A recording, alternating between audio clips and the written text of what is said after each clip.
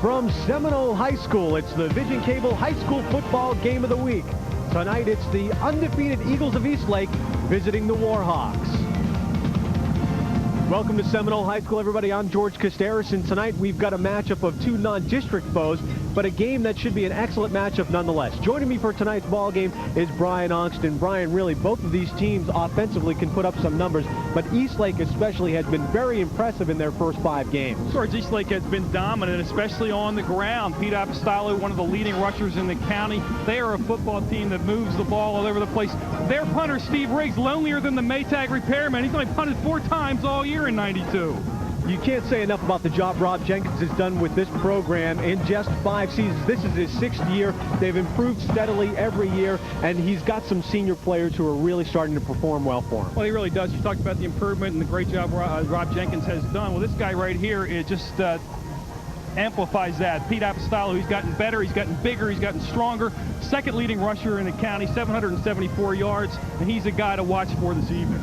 He certainly is, and another one of the seniors on this ball club who's an outstanding performer. And in high school, you don't have a lot of these. A great kicker, Steve Riggs. Steve Riggs is a great kicker. Florida State, Penn State, you name it, they all want this guy.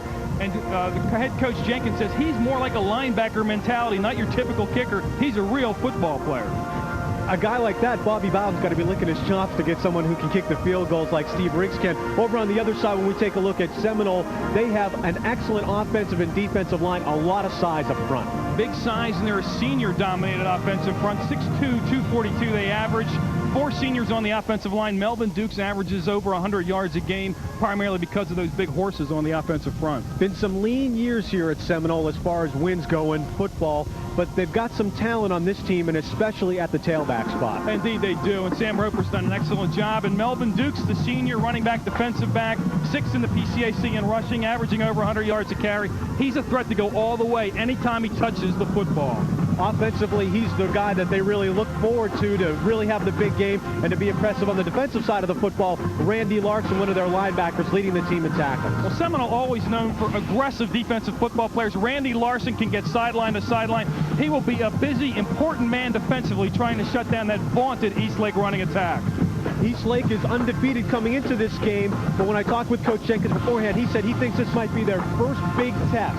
Well, it will be. They'll be dealing with a 5A team, a very physical football team that likes to come out and bang you, and we'll see how they respond this evening. It's coming up right in just a couple of minutes. Eastlake taking on Seminole. Stay tuned. We'll be back with a kickoff right after this.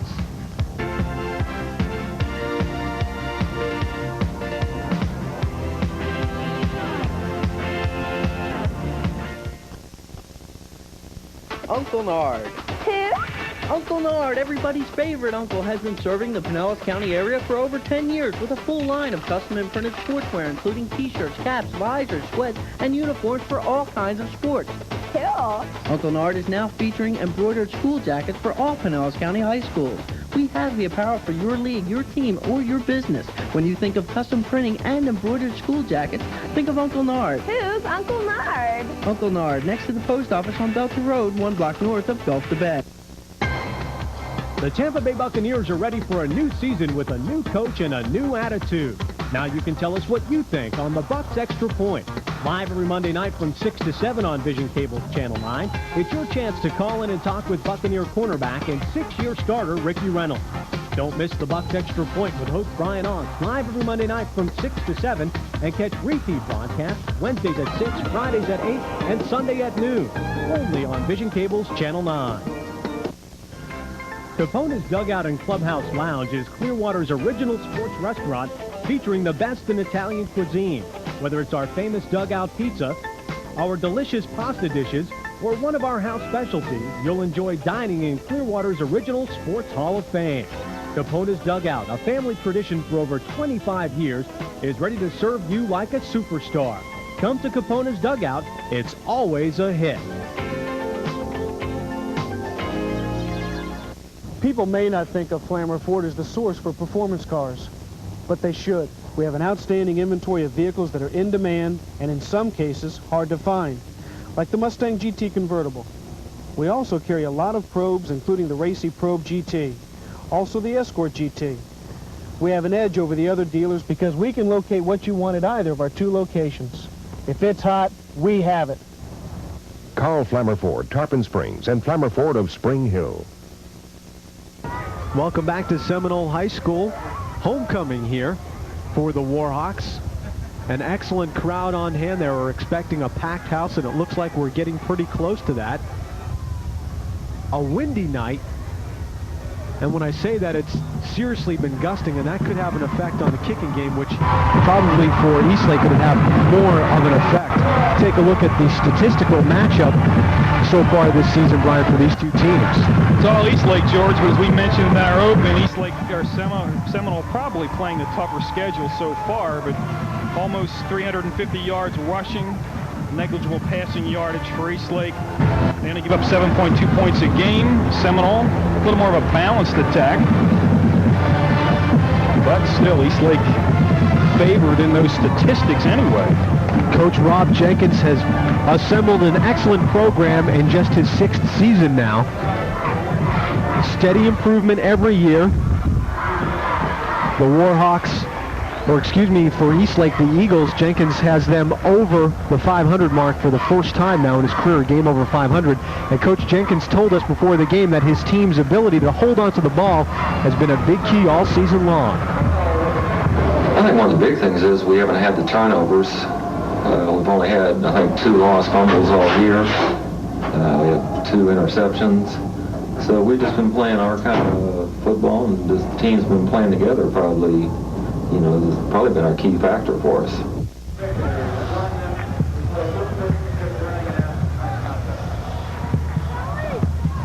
There you get a look at the Eagles on the sideline. And the Warhawks, Sam Roper, their head coach. Sam is now in his 7th season. Overall record of 26-50. Seminole looking to have a winning season for the first time in quite some while, getting ready for the opening kickoff.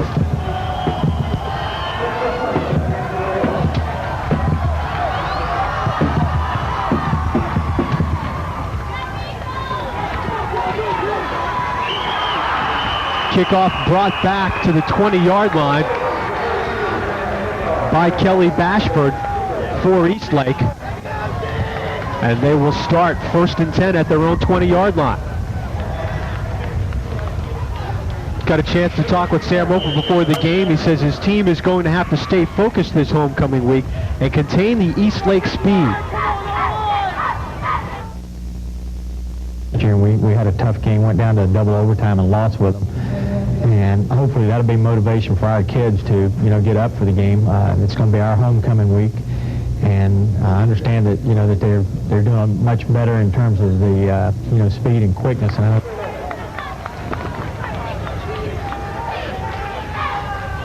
So Eastlake picks up several yards on their, picks up 3 yards on 1st down.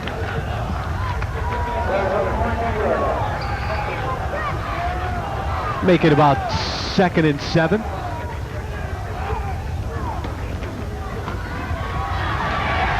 Excellent swarming tackles there by the defense for Seminole.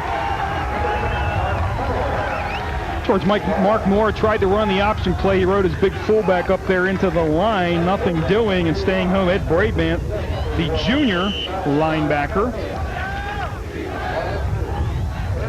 There's the offensive lineup for Eastlake. Moore quarterback, J.J. Martin and Pete Apostolo in the backfield. Katz, Nairns, and Allman. Eastlake gets set again. Rolling out is Moore, looking to pass, something Eastlake doesn't do very often. Believe that ball is caught, and it is inbounds, and that should be enough for the 1st down. Mike Katz coming up with the catch for the Eagles, and that is a 1st down for Eastlake. Mark Moore with a little play action. The junior quarterback, moved to quarterback this year, was a running back. Nice pass out there for the 1st down. And take a look at the offensive front of the Eastlake Eagles. Hazlip, Gemma, Brown, Baumeister, and Phil Warren up front.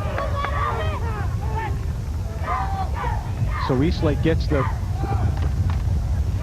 1st down. The pitch goes out to Apostolo. He takes it up the left side. He fumbles the football on the ground. It looks like the Seminole Warhawks have it, and they do. So just as Coach Jenkins was telling us before the game, Brian, they need to hold on to the football. A fumble on their first offensive possession of the night. He tried to make a move to the outside, George, to get more yardage. The ball came loose, and it looked like Ryan McAllister, your junior defensive lineman, came up with the football, number 67. Little counteraction, pitch it to the outside. Apostolou trying to get outside, a little dip, carrying the ball a little loosely, and it cost him as Melvin Duke strips it away. And coming up with the recoveries, it squirts out right there from amongst a number of Warhawks is McAllister. Avery Taylor under center for Seminole, their first offensive possession of the night. Ball's on the ground again, and Eastlake's got it. Avery went to hand the football off, I believe, to Mike Ford. That's what happened, George. He tried to hand it off to Mike Ford. It just never got there. Watch, this is just not a good exchange. Put it in there, and he wasn't ready for it. Actually, it went to his fullback. Mike Powers. Powers was looked like to get a block, wasn't looking to receive the football, and they turn it right back over to the Eagles. Eastlake gets the ball right back. More busted play, tries to break up field. Ball's on the ground again, another fumble. Seminole has the ball back. But George, that's just a poor play by your junior quarterback, Mark Moore. Good effort trying to make something happen, but he's being tackled on the option, and he's trying to pitch it going down. And you don't want that unless it's fourth down. Watch this. He's going to get wrapped up a couple of yards down the field, makes a nice run right here, reads his hole, getting wrapped up. Now he's going to try to pitch it. No way. Hold on to that football deep in the other team's territory.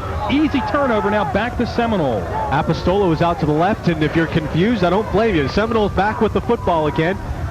This time the handoff goes to Melvin Dukes, and he picks up about 6 or 7 on the play, down to about the 25-yard line. We'll call it a pickup of 7 for number 7. Seminole is in excellent field position. Just using that size up front, George, a straight dive play. We'll take a look now at the Seminole offense. Offensive lineup for Seminole. Taylor at quarterback, Powers and Dukes in the backfield, McAvady, Ford, and Ed Brabin, an excellent junior tight end.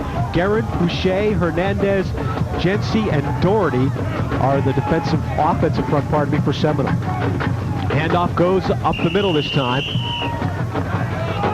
A short gain there for the fullback, Mike Powers. Enough for the first down, though, so a first down now for Seminole.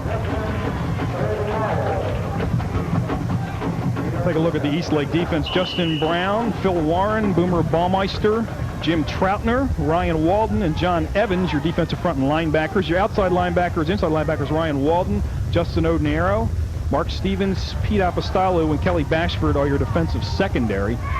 2 dive plays for a first down, George, behind that big offensive front. So they're working that offensive line quite well as Seminole here in the early going. Handoff goes, I believe, again to the fullback, and Eastlake does an excellent job to stack Powers up right at the line of scrimmage. Actually, I think he lost about a yard on that play. Boomer Baumeister, one of the first guys in there, got some help from Dan Laringer. And good penetration that time defensively by the Eastlake Eagles. Tonight's officiating crew. Bob Hippel's the head referee. Jay Frank, Phil Hunt, Jeff Pieris, and Bob Williams are our officials for tonight's ball game. And there you see Mr. Hippel, and there we get a timeout, Seminole. So Seminole taking its first timeout. George, what a crazy start to a football game. We've had 3 fumbles recovered by the opposition. Neither team wants to hold on to the football. You know, the thing, too, for Eastlake is they've been doing an excellent job keeping a hold of that football during their games. They've been a very controlled offensive team. They've run the football very well. They come out tonight. The best offensive play for Eastlake so far is the pass play. Hopefully this will be an exciting football game tonight, and we hope that the games we have coming up in the next couple of weeks here on Vision Cable will be very exciting as well. Boca Ciega versus Dunedin. It's a game we added on this week. Boca Ciega having a tremendous season, and that'll be a big 4A matchup. Eastlake, again, we'll see them in a couple of weeks against Dunedin. And then Clearwater Countryside, the backyard rivalry. Always an excellent football game. 3 big football games coming up. We'll have to see those Pirates of Boca Ciega. Good football team under John Bolin. Here are the fumbles. This is the first one from Seminole, and again, it looked like your fullback might have been trying to get a blocker, wasn't looking for the handoff. Easy recovery for Eastlake. And here's Mark Moore running the option again. Makes a nice game, but then he tries to pitch it as he's being tackled by a linebacker, and he's going to lose that battle every time. Back to the action now. Little pass out to Dukes in the flat by Taylor. Gets upfield, breaks a couple of tackles, gets down to about the 4-yard line. An excellent effort there by Melvin Dukes. Taylor found him out there in the flat on the left-hand side, then he did it all on his own after that. Boy, great, well-designed play, well executed. Tim Smugala out here gets a great block from his wide receiver position. They line Dukes up in the slot, makes a couple of moves after that block, shows his ability to run through people, George, as well as around them. Good football player, Melvin Dukes, 1st and goal. Melvin back in the starting lineup after not starting last week, and it's a 1st and goal for Seminole. Backs are split, wide receiver to either side. The handoff goes to Dukes, and he barrels into the end zone for the first touchdown of the game. Big offensive line getting the job done for Seminole here on the drive after both teams turned the ball over a couple of times.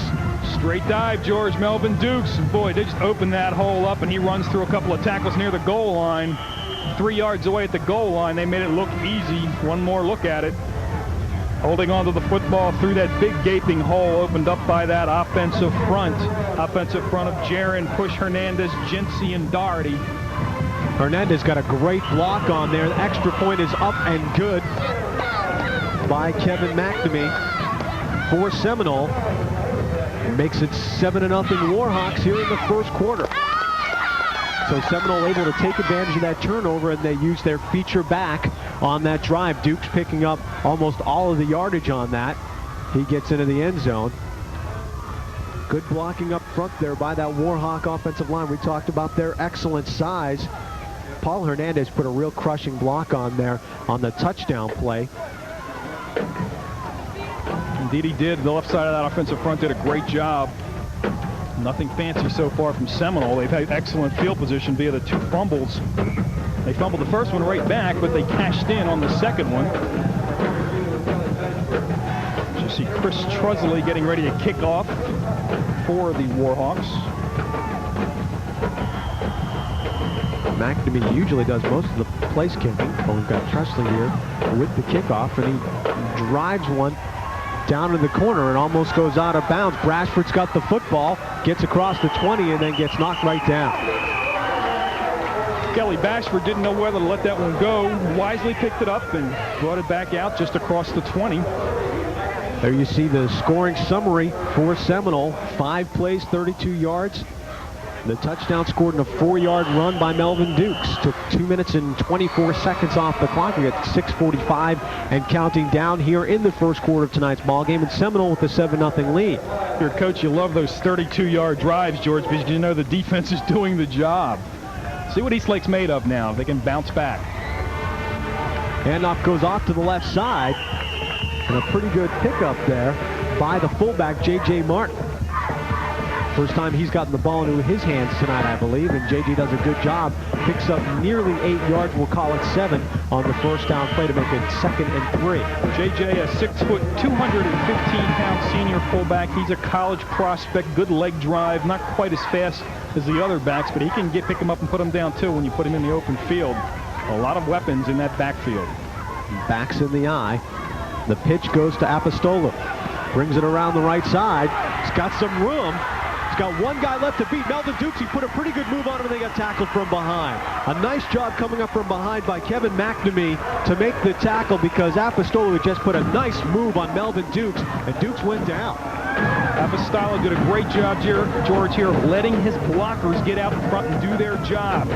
He's just reading the hole right here. It's a 28-yard gain. Watch him make a little dip to the inside, and he'll bounce it back to the outside. Gets a great block out there from Matt Almond, his big tight end. Good block downfield. He cuts it back against Dukes, and as you mentioned, McNamee coming from behind to keep him from taking it the distance. Pete, the 6'1", 180-pound senior, put in 20 pounds since last year. The handoff goes to the fullback, Martin, up the middle, bowling his way forward maybe for 2 or 3 yards.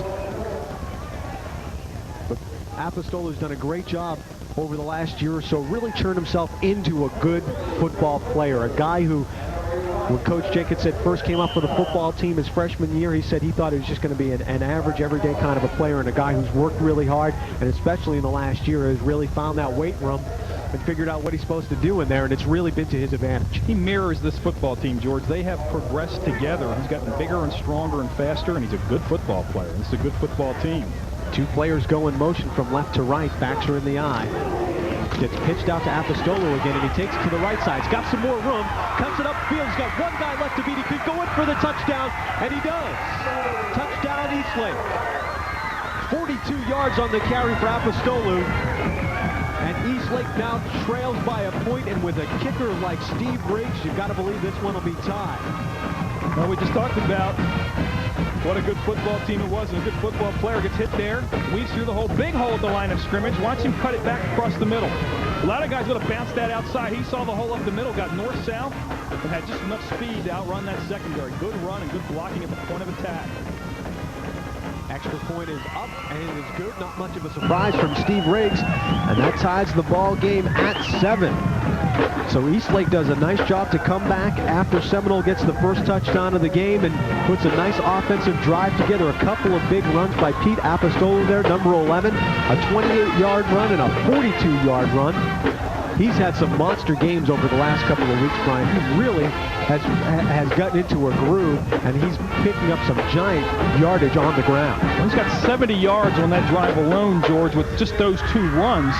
So he's on his way to another monster game if he keeps up that pace. Doesn't look like he's really flying. He's kind of one of those gliders, as they would call it, but he weaves and picks his hole. He's got good vision. He's got his head up looking for his holes. Dukes and Terrence McKinney are back deep for the Warhawks. And the outstanding place kicker and punter for Eastlake, Steve Riggs, gets ready to kick off the football. You know how he punts. He's only punted 4 times all year. If he punts anything like he kicks field goals, he's got to be good. That's unbelievable. 4 times all year. Riggs drives one, angling towards the sideline. That one does not go out of bounds. It's picked up over there on the left side. And McKinney gets knocked out of bounds at about the 20-yard line. Scoring summary on that drive, just 4 plays. They went 79 yards. Only took them 2 minutes and 17 seconds, and the big one was the 42-yard run by Pete Apostolo. That was a tough ball right there for that Seminole receiver. Just died right in front of the sideline, and Eastlake did a good job of getting downfield to pin them deep in their territory. They're at their own 15, George. That was a real squibber by Riggs that looked like it was going to go out of bounds, but it never did. Man in motion now. And the pitch goes to Dukes. Takes it up the left side, a little bit of a hold, just barrels his way forward for about a 7-yard pickup. Dukes can run with some power as well. He's not all shifty moves. 89 carries, 522 yards, averaging almost 6 yards a carry and 6 touchdowns. And this is a young man who didn't play in the first half of last week's game. He's a good north-south runner, as you mentioned also, when he got up and got his yardage. Good lead block from his fullback, Mike Powers, on that play. Wide receiver split to the left and the right. The backs are split. Handoff again goes to Dukes. This time he takes it over the right side. He's met almost immediately and taken down there by Dan Laranger. Linebacker Justin Ordinero also over there. 6 foot, 205-pound senior. Laranger did a good job that time to come up and close quickly on that play and wrap Dukes up. That's one guy you don't want to see get ahead of steam at any particular time. He's in that 4 or 5 range in the 40. You give him a little crack and he'll explode up through it, much like Sorrell Rollins over at Dixie Hollins. Once again, just a number of excellent running backs in the county. We've got a couple of them here tonight. Going to have a dead ball foul, I believe. And I believe this is our first flag of the night. Okay. Defense, encroachment. Encroachment on the defense. And that'll mean a first down for Sam Roper's team. And Sam will take that, George, on a 3rd down and 2. And then Rob Jenkins over there on the other sideline. Rob's with the hat and the blue shirt on. Just an outstanding job in 5 years what he was able to do at Eastlake, now in their 6th season, and just the program getting better and better every year. Seminole on first down. Avery rolls back, looks to pass upfield, finds his man, who's taken down immediately by a nice pass to Zumagala from Avery Taylor. I'll tell you what, too, that's how you catch the football. Watch this young man catch the ball in his hands. So many young guys, George, want to let that ball come into their pads. Does a nice job of catching in his hands, well-delivered ball, step up in there, fire a strike by Avery Taylor, and a first down for the Warhawks. Avery is first year starting, and Tim Zumagala, a senior defensive back and flanker, 5'10", 163 pounds, 12 yards on that reception by Zumagala. And again, we've got a flag, dead ball, foul. It's a movement on the left side of the offensive front. It'd probably be an illegal procedure against Seminole. So that'll push the Warhawks back. Dead ball. Ball start on the offense. Bob Hipple tells us what Brian had already explained to us, that we had some motion there on the offensive line, so that'll push him back 5 yards and make it a 1st and 15. Avery Taylor brings his team out of the huddle, and both teams having some pretty good offensive success here early on in the first quarter. Just about 2 minutes left to play. Backs are split again.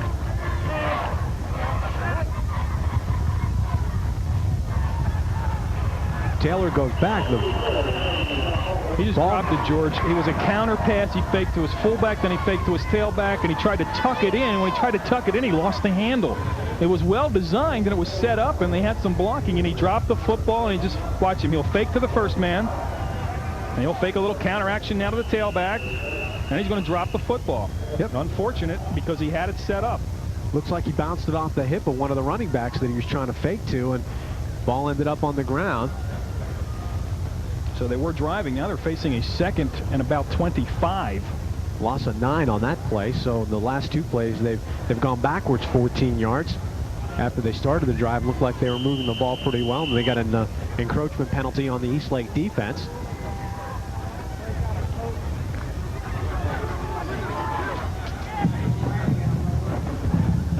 So a 2nd and long for Seminole. Backs are stacked now. 2 wide receivers split out to the right side. Taylor again hands it off to Dukes right up the middle. A lot of running room. He's going to head towards the sideline, and he gets taken down by the tops of the shoes there. Eastlake, Kelly Bashford came up and made the hit that took Dukes down, and if he doesn't make that tackle, there's going to be a lot of people chasing Melvin Dukes on that running play. 17 yards on the draw. It was not a clean exchange. What's held him up momentarily. Great open field tackle, grabbing the top of the jersey, Kelly Bashford, and just hanging on. Or George, he's down the sideline, as you mentioned. Melvin Dukes, with that explosiveness, almost broke that one. We've seen a couple times already. Avery Taylor seems like he's having some problems just handing the football off, and I'm not quite sure what would be causing that. Taylor rolls out this time on the option, keeps it, gets tripped up and stumbles forward for a pickup of maybe a couple yards on. That was 3rd down, and they had gotten back to the original line of scrimmage. You see Dukes talking to Avery Taylor. The back started going left. Avery Taylor went right. Dukes saw him and went with him, but it was too late to get anything done. It looked like a little miscommunication. Now tailback Melvin Dukes drops back into the punt formation. A high snap, it goes over his head. He's going to have to chase it back. He's going to try and get it off, and he ends up getting tackled deep. Zipping in there and making the tackle, Dan Laranger comes in and takes Dukes down. He didn't have much choice on that one. The snap sailed way over his head, went back and picked it up. He was just trying to escape the pressure, maybe try to get a kickoff. Clock ticking down there. You see there's clock is holding actually with 6 seconds left here in the first quarter. Well, that's a big play by Laranger, George. Dukes may have a chance to kick this one and at least salvage something for Seminole. I don't think Kareem could have pulled down that snap. That baby was up there. He did all he could. And he sees what he has here. See if he gets outside of him. Good shoestring tackle. Eastlake in business as the clock expires to end the first quarter. At the end of 1 quarter, we are tied at 7. Seen the ball hit the ground a bunch of times already. We will be back with the start of the second quarter. Right after this, you're watching the high school football game of the week on Vision Cable's Channel 9.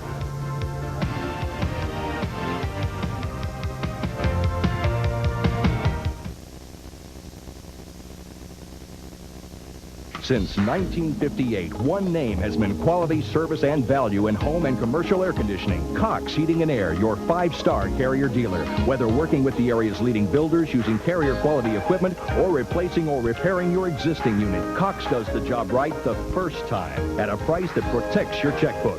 So when you need help with your air conditioning or heating, go with more than 3 decades of quality and service. Call Cox Heating and Air, your 5-star Carrier dealer. COX, Cox Heating and Air. Carl Flemmer talks about the car business today. These days, a lot of people can't afford a new car.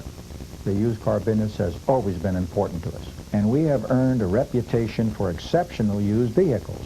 Family cars, sports cars, trucks and vans, you name it, we have it. We are fortunate to have a nice clientele. People who take care of their cars and trade frequently. So our used cars are high quality. See for yourself. Carl Flemmer Ford, Tarpon Springs, and Flemmer Ford of Spring Hill. So after the turnover, Eastlake is going to start this second quarter in excellent field position. They'll be 1st and 10 from the 15-yard line of Seminole. 2 players in motion over to the right side. Backs are stacked. The pitch goes to Apostolo. He takes it over the right side. He's got some good blocking, driving forward. And the pile just surges forward all the way down to about the 5-yard line. Ball will probably get spotted back a little bit farther than that. George, what they're doing is they're shifting their formation to the short side. They're running power football into the boundary. They've got the advantage, more men blocking than the defense not shifting over. And they're just using their size there and the strength of Apostolo as a running back to get upfield for a good 8-yard gain. Excellent job by the senior, and again, this is exactly what Boston College did the whole first half against Penn State last week. Coach Jenkins must be a big BC fan. This time the flags fly. Another dead ball foul, and I'm not quite sure if the players in motion got set. Dead ball. Ball start. Wait. So when you shift over there and you've got an unbalanced line to the short side, the defense doesn't shift over. You've got more blockers than the defense has out there to make tackles. Pick your spots, you're going to pick up the 8 yards every time, and that's what they've been doing. The long runs by Apostolo were on that type of a play. They got pushed back 5 yards on the penalty, make it 2nd and 8 as opposed to 2nd and 3, and they run the same shift again, moving the players, 2 players from the left to the right. The pitch goes to Apostolo again to the right side. This time Seminole does a much better job at the point of attack, clogging things up. Good job of submarining under there. Chris Trusley, one of the first men in there, he got down low, George, and just bottled that play all up. Nowhere to go, and that time maybe Pete should have bounced that one outside.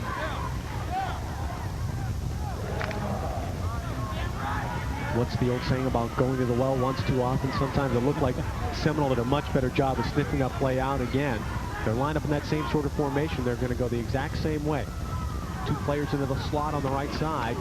Hand off again to Apostolo. This time he goes more towards the middle, tries to cut it back. And again, Seminole with an excellent job defensively clogging that up.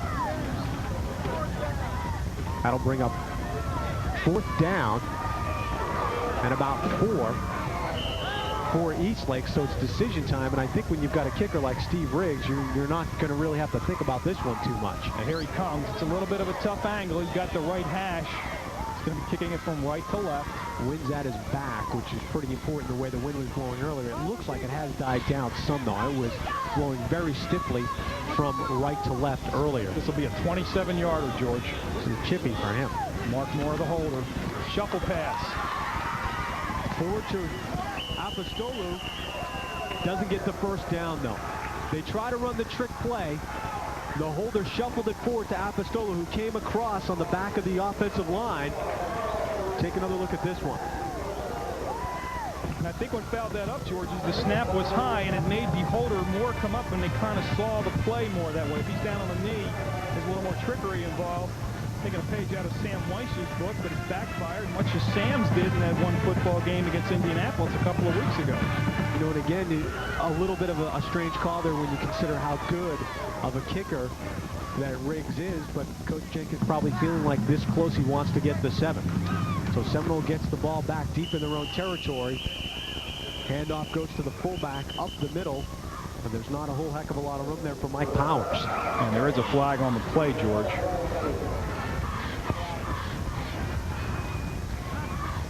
Holding on the offense. And the Warhawks are going to move backwards even deeper near their own end, as referee Ed Hipple tells us that there is holding on Seminole. Well, that's one thing Rob Jenkins, too, had in mind. If they stop them, they're still inside the 10. His defense is playing well on the offense. The last couple of plays anyway, and figured he might be able to hold them, and now they're back inside their 5, and the way these teams have been bouncing the football around, anything can happen. Absolutely. The nose of the ball looks like it's almost on the 5-yard line.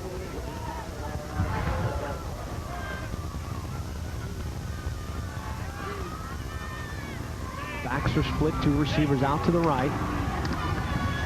Taylor runs the option, then he decides to cut the football up. Looked like he was going to pitch it, did a good job of faking it, and cutting the ball back up, getting to about the 8-yard line.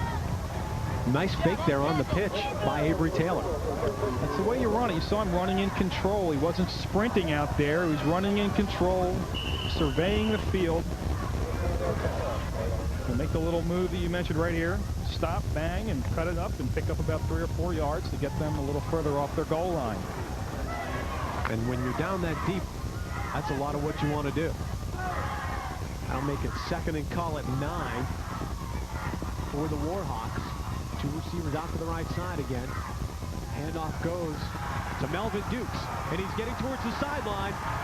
Tries to take a blocker on head-on, bowls him over, and gets out to about the 37-yard line. Nice cutback by Dukes, takes it to the sideline and up to about the 38-yard line for a first down for Seminole.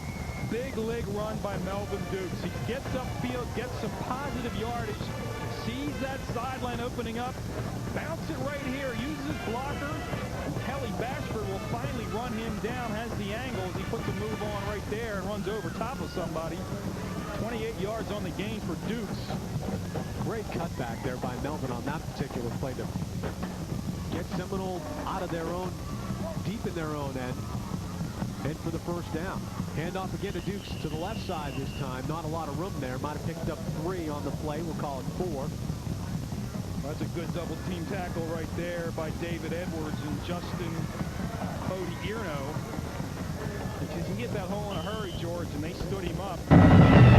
So Dukes 225 rushing yards, 4 touchdowns versus Gibbs earlier this year. We're seeing some very, very good high school running backs in this game tonight. 2 guys who have had 200-plus yard games already this season, and Apostolo and Melvin Dukes. It's Dukes churn, though, with the Warhawks on offense. Little problem with the snap there by Taylor. Pitches off in the last second to Dukes. Dukes has got the football, takes it upfield, and maybe not a very prudent idea there for Taylor, but he did get the pitch off, and Dukes was right there. Very close to the first down, but they don't have it. They're about a yard short. Trouble with the snap. It almost hits the ground. Slowed the play down. And he got away with what Mark Moore, his counterpart in Eastlake, did earlier. He pitched the ball as he was being tackled. Unfortunately for him, Dukes was right there, and he got it off. Dukes now 7 rushes for 68 yards. He's in a battle for Apostolo to see who can pick up the most yardage. You see Melvin is the offense for Seminole, and again we've got a flag. Dead ball foul, and 65% of Seminole's offense comes from one guy. So that tells you a whole lot right there. He's the guy they really depend on the offense to get the job done. And if he doesn't have a big night, then they're not successful. George, you have to give Sam Rosewood credit. He sat him down in the first half last week in a big game against Northeast. Right. Some kind of a disciplinary measure, and Sam wants to put the message out, hey, I'll sit my star, one of the best players around, down if I have to, and that's what you have to do nowadays, and hopefully Melvin learned his lesson. I think he was trying to send a little bit of a message to Melvin there as well, but also, as you said, it really does send a message to the whole team. Fakes the handoff twice, Avery does. He rolls out to his left side. A lot of pressure there by Eastlake. He eludes a couple of tacklers, looks to throw the football, has a receiver over the middle. It's Melvin Dukes. And Dukes gets the ball out to the 50-yard line, but there's a flag on the play right back where Avery was. An exciting play nonetheless, and Avery did a heck of a job eluding a bunch of defenders there from Eastlake. We saw an offensive hold going to be called by Bob Hipple and the crew, but a tremendous job. Keeps his balance. Very calm under pressure is Mr. Avery, or Avery Taylor. Cutting back. Looked like he's going to run the ball. Now he'll step up and fire a strike to Dukes. He'll come back because of the hold. Unfortunately for Seminole, it would have been a first down. George out about midfield. Taylor's a senior, but this is his first year starting on the varsity level at quarterback. He's a young man who's had some problem with the grades, but he's gotten that all squared away, and he really is the biggest surprise, according to Coach Roper, on this Seminole football team, a young guy who has just really exceeded everybody's expectations. For a big penalty. Instead of 1st and 10 just across midfield, they're now facing about a 3rd and 20 plus. That's a long way off. That's a 3rd and forever. Two receivers split out to the right side, back in the slot. The pitch goes to Dukes, and he's going to do the quick kick. And he got hit as he was trying to kick the football away and didn't get off much of a kick. That's something Syracuse used to do quite a bit a couple of years ago, when they had Rob Drummond in the backfield, who was an excellent kicker in high school. And Coach Mack used to like to run the quick kick a lot when they were backed up deep in their own end, and it used to work pretty successfully. Unfortunately for Dukes, he did not get off that good of a kick. There was a lot of pressure back there. Looked like Kelly Bashford was in there, George, and again, he's running the football. He's a running back there. Until the ball hits his foot, he's live. Absolutely. Not a good punt out of there. Good position now for Eastlake. Martin and Apostolo in the backfield. Handoff goes to J.J. Martin. J.J.'s got some running room. He's got to go in for a touchdown. One-play drive for Eastlake after the quick kick, and J.J. Martins goes 34 yards for the score. And we talked about, if you put him in the open field, he can get out there and run. He bounced off a couple of tacklers and just burst straight up the middle, and that's why a lot of college football teams like this young man as a fullback. Watch the hard power running.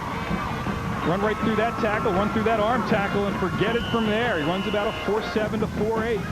And that's plenty fast enough at 215 pounds. Riggs' extra point attempt is up, and it is good.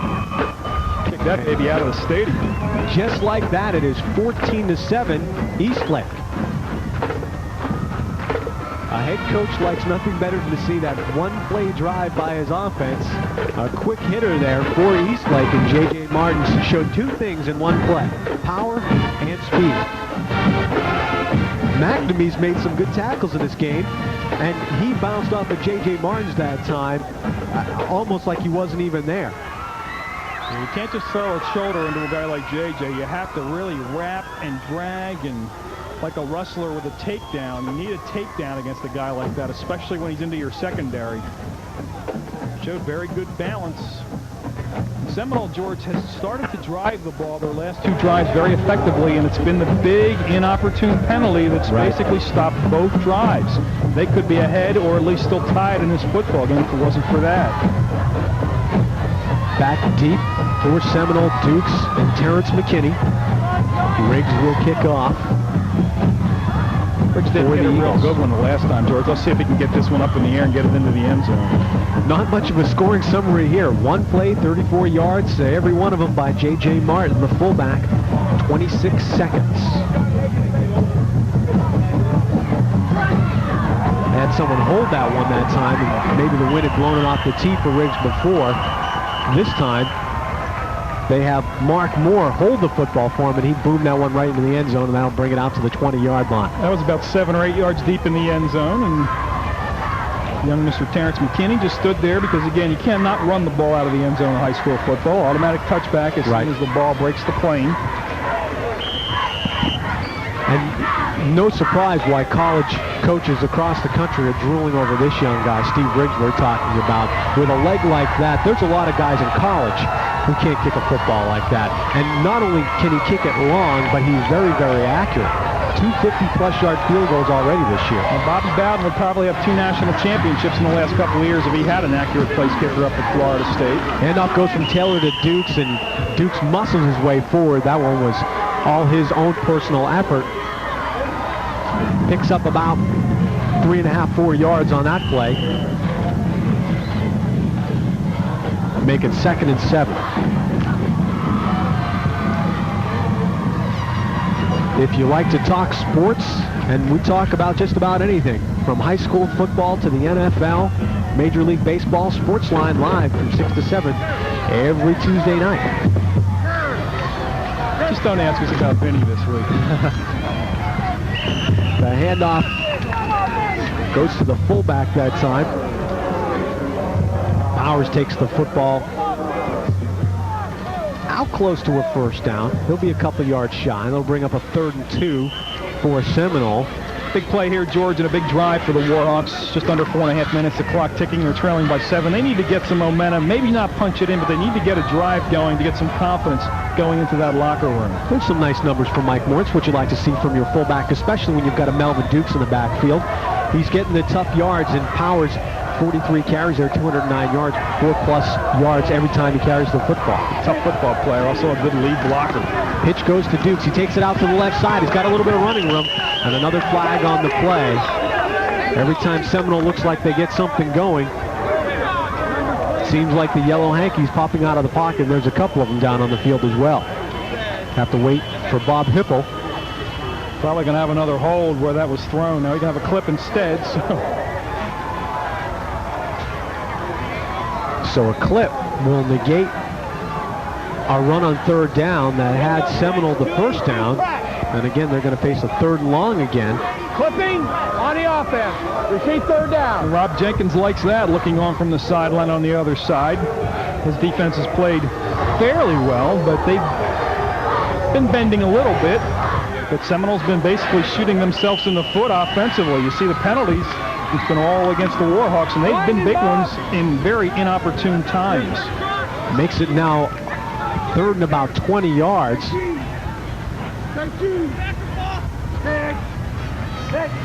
3 receivers split out to the right this time. Taylor rolls, got a lot of pressure on him, and he's going to get taken down hard. A great job there on the pursuit for Eastlake by Phil Warren. And Taylor is down. Phil Warren showed great speed, 6'3", 6'4", 235. Coach Jenkins thinks he's a big-time prospect, too. He puts a little weight on. But you can see right there, he runs down a very fleet-footed Avery Taylor. He didn't have a great angle, George, either. He just showed very good foot speed. Taylor could not get around that corner to get that pass off, and he's still down on the play. Phil doesn't have great speed, but he does run a 4.9 40, and he showed, I think, a little extra burst of speed there. Maybe some adrenaline got him going a little bit quicker. Good size, 6'4", 235 pounds, a two-way offensive and defensive lineman. Bench presses 300 pounds. It seems like just about every one of these guys nowadays bench presses 300 pounds. That's really the big difference again, but he's a 2-year starter on the line and really one of their best blockers. 4.9's not bad speed. He needs to probably pick up a 10th or 2 in college when he really gets the weight program. You see him trying to get outside, got a little bit of the angle, grabs that shirt and just wrestles him down. It may look like he may have twisted up that left ankle a little bit. He's walking under his own power though, George, and looks like he might be okay. Sets deep in his own end zone, and he gets off a real squibber of a kick that's going to only roll out to about the 37 or 38 yard line. Again, the snap was a little high to Melvin in his defense, and he was deep in his own end zone. The last thing he wants to do is see that thing get blocked back there for a safety or worse. He got a decent roll out of it. That's the only thing that really salvaged that effort.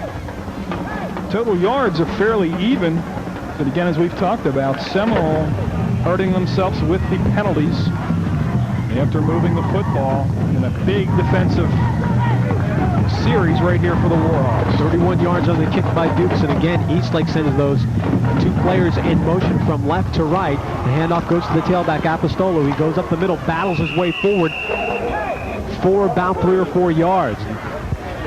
Excellent effort there by the senior tailback for Eastlake. At that time, they shifted to the wide side, and they ran him back across the middle on a little bit of a counter action away from that. So they tried to show him a little bit of a different look out of that formation. And Seminole defensed it fairly well.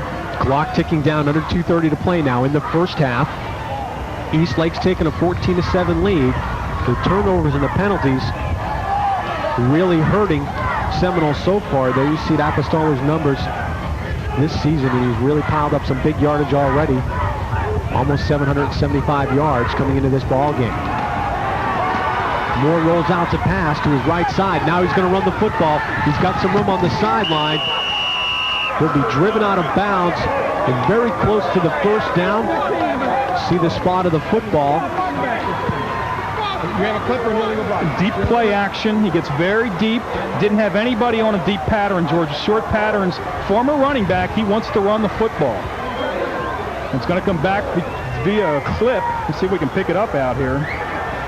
There it is right there. Very good call. Unfortunately, number 15, Mike Katz, just leveled a Seminole defender from behind after a big gain and a nice play by Mark Moore. And that's the first big penalty, George, against Repeat second down.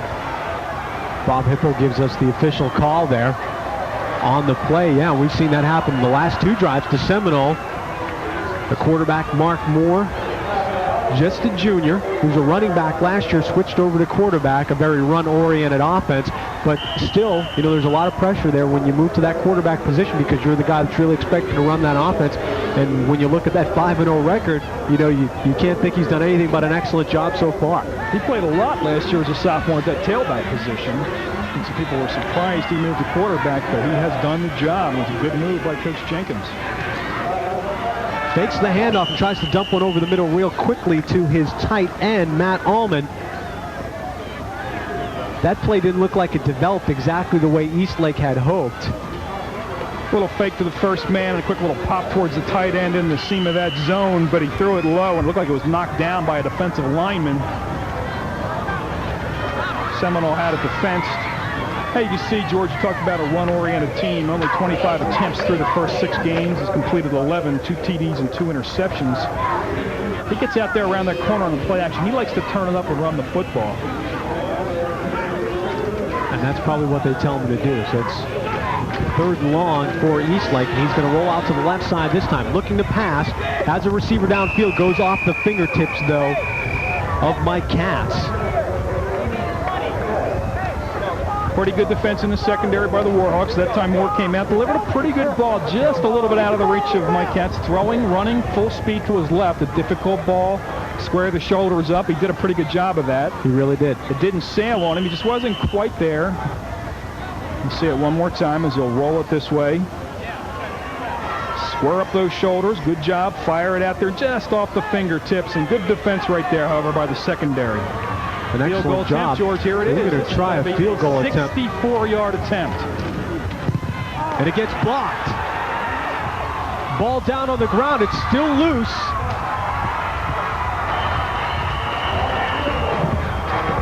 And a monster field goal attempt by Eastlake ends up getting blocked.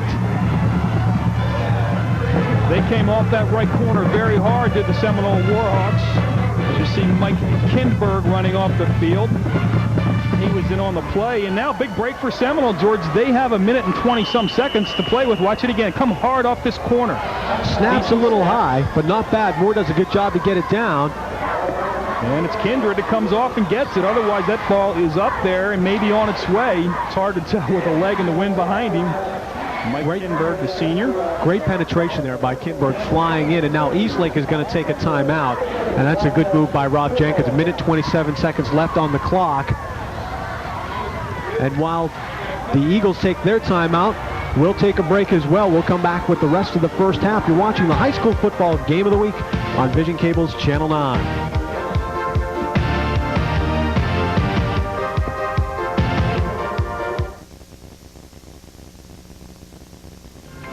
Capona's Dugout and Clubhouse Lounge is Clearwater's original sports restaurant featuring the best in Italian cuisine.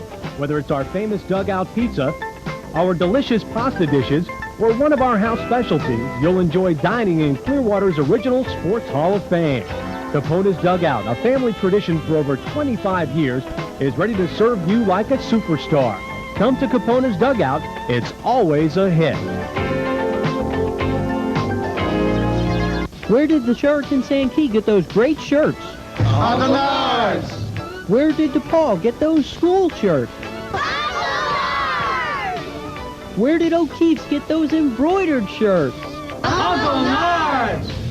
Uncle Nard, everybody's favorite uncle, can help your team, school, or business improve its image with custom screen printing and embroidery. Even movie stars get their shirts from Uncle Nard. Where are you going to get your shirt? At Uncle Nard's, located on Belcher Road, 1 block north of Gulf to Bay.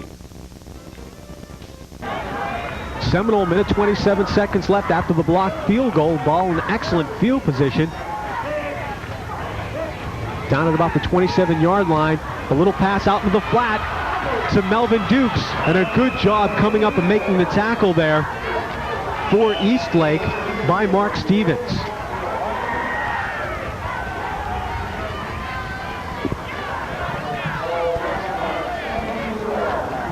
Is that that's a backward pass. And they'll get Dukes out in the open field. And a good tackle, as you mentioned, coming up and closing in a hurry by Stevens.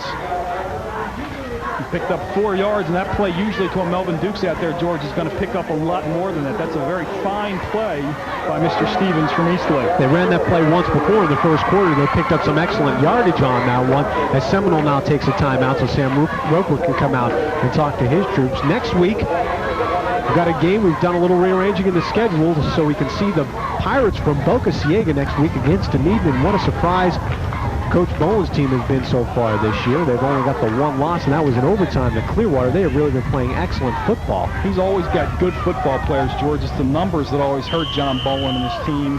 They have some good players. He's an excellent coach, and they're an exciting team to watch. Good young quarterback in Kajara Ransom. Some good running backs, too.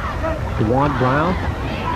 Again, the pass out into the flat to Dukes, and coming up and making the tackle. Excellent job there is Dan Laranger for Eastlake, and they've got that play sniffed out pretty well. Laranger, the first man there, and Justin Odeirno, the second man there, and the two linebackers doing a fine job of getting out there and running sideline to sideline to run down the speedy Melvin Dukes. Nothing at all there. They get him back at the line of scrimmage. That's why you run to the football. The first man, Laranger, made him change direction, but he didn't make the tackle, and his teammate Odeirno right there to make the stop. Good job by the Eastlake defense so far. Third down now for Seminole. Dukes goes into motion. Taylor fakes the handoff, hits the receiver right over the middle. The pass is caught, and that's Brian Merrill, number 88, with the reception right over the middle, and an excellent pass catch and turned upfield for the first down by Merrill. Play action, Dukes over here. They're looking. Everybody wants to look at Dukes, and this guy Merrill breaks wide open over the middle, George. Everybody's looking at Dukes. They ran the same action. He stood there as a decoy, and that is an excellent play, well designed by Coach Sam Roper, and a fine throw there by Avery Taylor. 19-yard gain for a first and goal with 26 seconds remaining in the half. So that blocked field goal is looking bigger and bigger and bigger now as this game goes along. 26 seconds left. Seminole trailing by a touchdown here as we head towards halftime. Homecoming here at Warhawk Stadium. A big crowd, and I'm sure they'd like to see the home team tie this one up heading into the locker room. It'd be a big boost, too, for Seminole, especially after the way they were driving the football over. They kept getting pushed back by those penalties, and they weren't able to sustain any kind of a drive.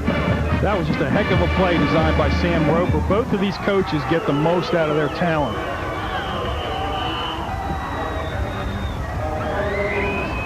See the score there in the time remaining. First down and goal for the Warhawks. The pitch goes to Dukes. He's going to take it around the right side. He's got some room.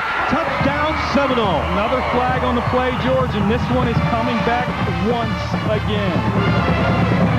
The flags have absolutely killed Seminole so far here in this football game, and this one hurts more than the rest of them, I would imagine, because that takes 6 off the board. Another hold against Seminole, and that could just kill the Warhawks.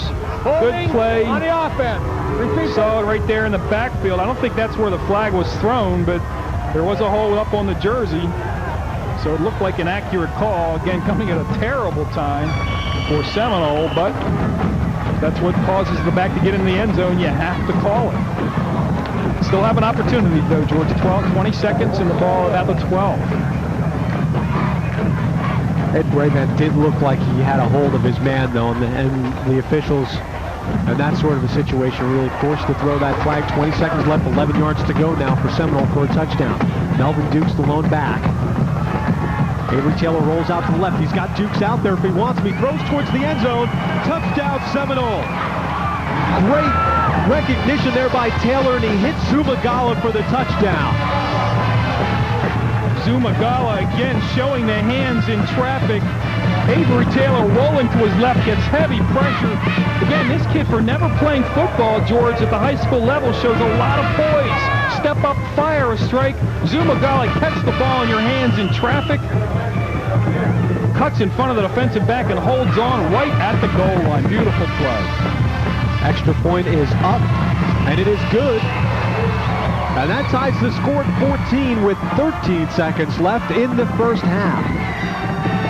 Just a dynamite job by Taylor that time to roll out, and Dukes was open out there as well, but he saw Zumagala in the end zone. They did a nice job to zip the ball right into him. Either guy, he could have gone either one of them and probably picked up the 7, but an excellent play nonetheless, hitting Zumagala for the touchdown. And we've got a whale of a football game for our viewers, George. Tied at 14. We've been very fortunate this year. We go to great pains to try to pick competitive football games for our viewers, and we've been very fortunate to have one just about every evening here on the Game of the Week on Vision Cable.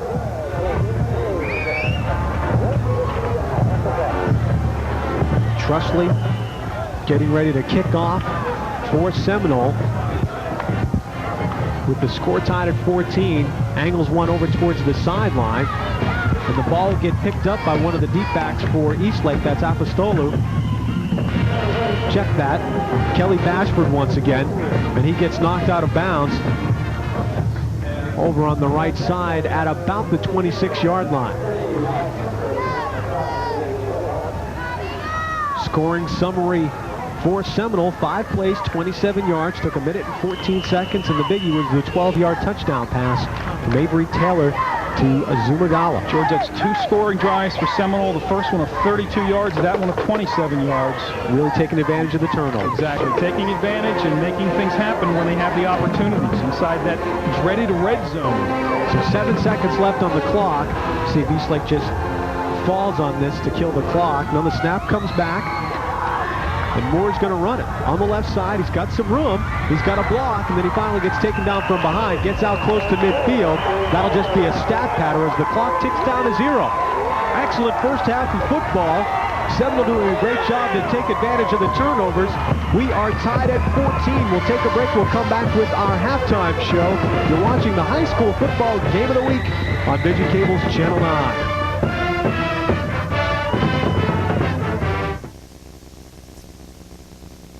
Carl Flemmer talks about the car business today. These days, a lot of people can't afford a new car. The used car business has always been important to us, and we have earned a reputation for exceptional used vehicles. Family cars, sports cars, trucks and vans, you name it, we have it. We are fortunate to have a nice clientele. People who take care of their cars and trade frequently. So our used cars are high quality. See for yourself. Carl Flemmer Ford, Tarpon Springs, and Flemmer Ford of Spring Hill. Where did the shirts in Sankey get those great shirts? Uncle Nard's! Where did DePaul get those school shirts? Where did O'Keefe's get those embroidered shirts? Uncle Nard's! Uncle Nard, everybody's favorite uncle, can help your team, school, or business improve its image with custom screen printing and embroidery. Even movie stars get their shirts from Uncle Nard. Where are you going to get your shirt? At Uncle Nard's, located on Belcher Road, 1 block north of Gulf to Bay. Welcome back to Warhawk Stadium. Tie ball game at the half between Seminole and Eastlake. And under Coach Rob Jenkins, the Eagles' emergence as a football power has been steady. Our Andy Pollack takes a closer look at the North County program going in rapid momentum. The cold blast you feel from the north isn't just winter season approaching. For at Eastlake High School, the football team is putting a major cold spell into every team it has swept through this year, getting off to its best start ever.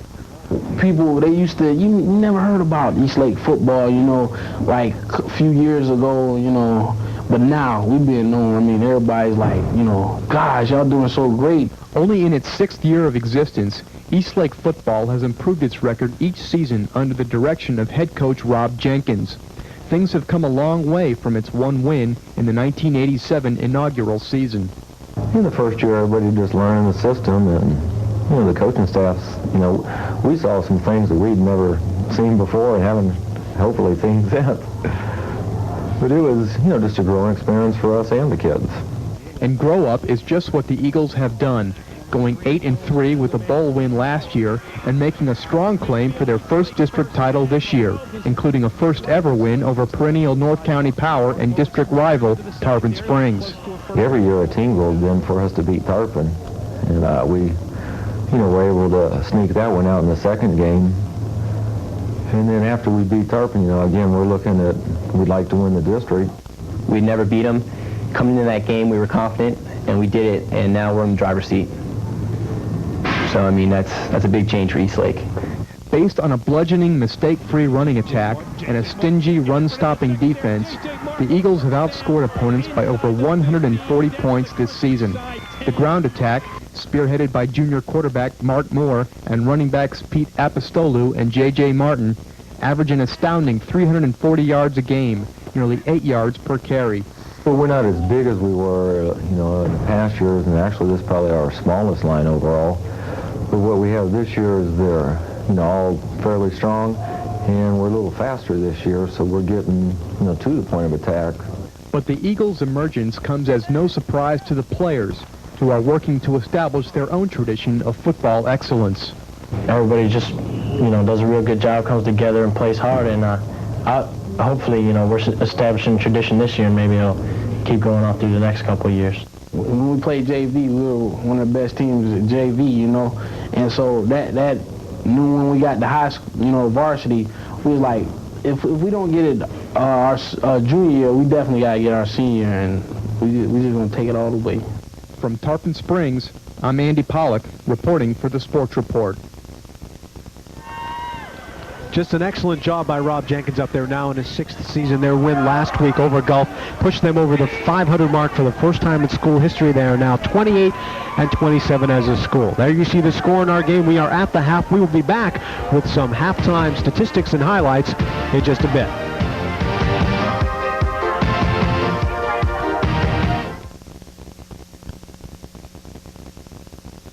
Uncle Nard. Who? Uncle Nard, everybody's favorite uncle, has been serving the Pinellas County area for over 10 years with a full line of custom and printed sportswear, including t-shirts, caps, visors, sweats, and uniforms for all kinds of sports. Cool. Uncle Nard is now featuring embroidered school jackets for all Pinellas County high schools.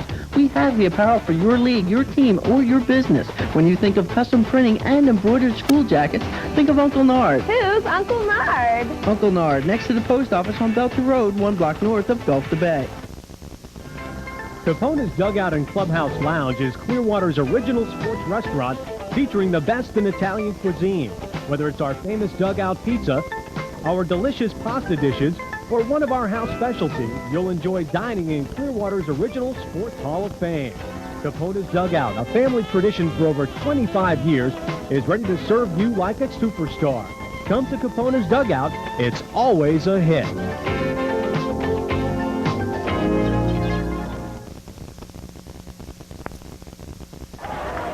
Back at halftime, scores tied at 14-14, and now we'll show you how we got to this point in the ball game.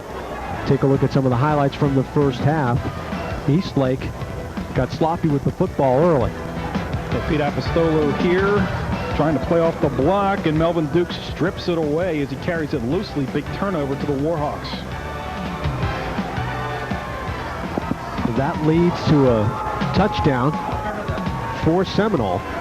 4-yard dive up the left side. Melvin Dukes and Kevin McNamee adds the extra point. It's 7-0 favor of the Warhawks early. Then Eastlake went on a nice offensive drive, and their tailback, the guy who's been getting it done for him on the ground all year long so far, Pete Apostolou, does the job. Little counteraction to the fullback. He just weaves and picks his way through the blocks. Plays off his block right there and finally run down from behind, but a big gain. Long run for Apostolou on that run. And a couple of plays later, he'll finish it off with another long run for the touchdown. 28 yards on the first one. This one he will take 42 yards, and again, little dip to the outside, get upfield, north-south running, 42 yards. Riggs adds the extra point, and at that time we are tied at 7. So the long drive, and then after a turnover, excellent field position for Eastlake, and J.J. Martin does the job. Cannot arm tackle or block this guy down. You have to wrap and drag him down 34 yards straight up the middle. Riggs again with the PAT to make it 14-7 Eastlake. Strong run there by Martin, and then Eastlake decides to go for a super long field goal. This one would have been 64 yards, but it gets blocked. Mike Kinberg coming hard off the corner, gets a piece of it, knocks it down, and gives Seminole life with about 2.5 minutes remaining in the first half. Avery Taylor caps off the scoring in the first half. Nice rollout pass. Only 20 seconds left, George, after a big holding penalty called back a touchdown. Showed a lot of poise, came right back and struck again immediately on the next play. 11 yards to Tim Sungala. McNamee with the extra point. We're tied at 14. Some of the statistics from the first half. Eastlake doing an excellent job on the ground, rushing the football. Not much through the air. Much more balanced attack for Seminole. You see right there, George, the 148 yards rushing for Eastlake, 71 for Seminole. But you mentioned they throwing the ball for 74 yards. A great first half for Mr. Taylor. Second page time of possession was all Seminole. Again, the big penalties really hurt them, and they did a good job on their third down efficiency to keep a couple of drives alive. And we're even at the half. Eastlake really striking quickly. We'll take another quick timeout and be back with the start of the second half. After this, we're at Seminole High School. Scores tied at 14.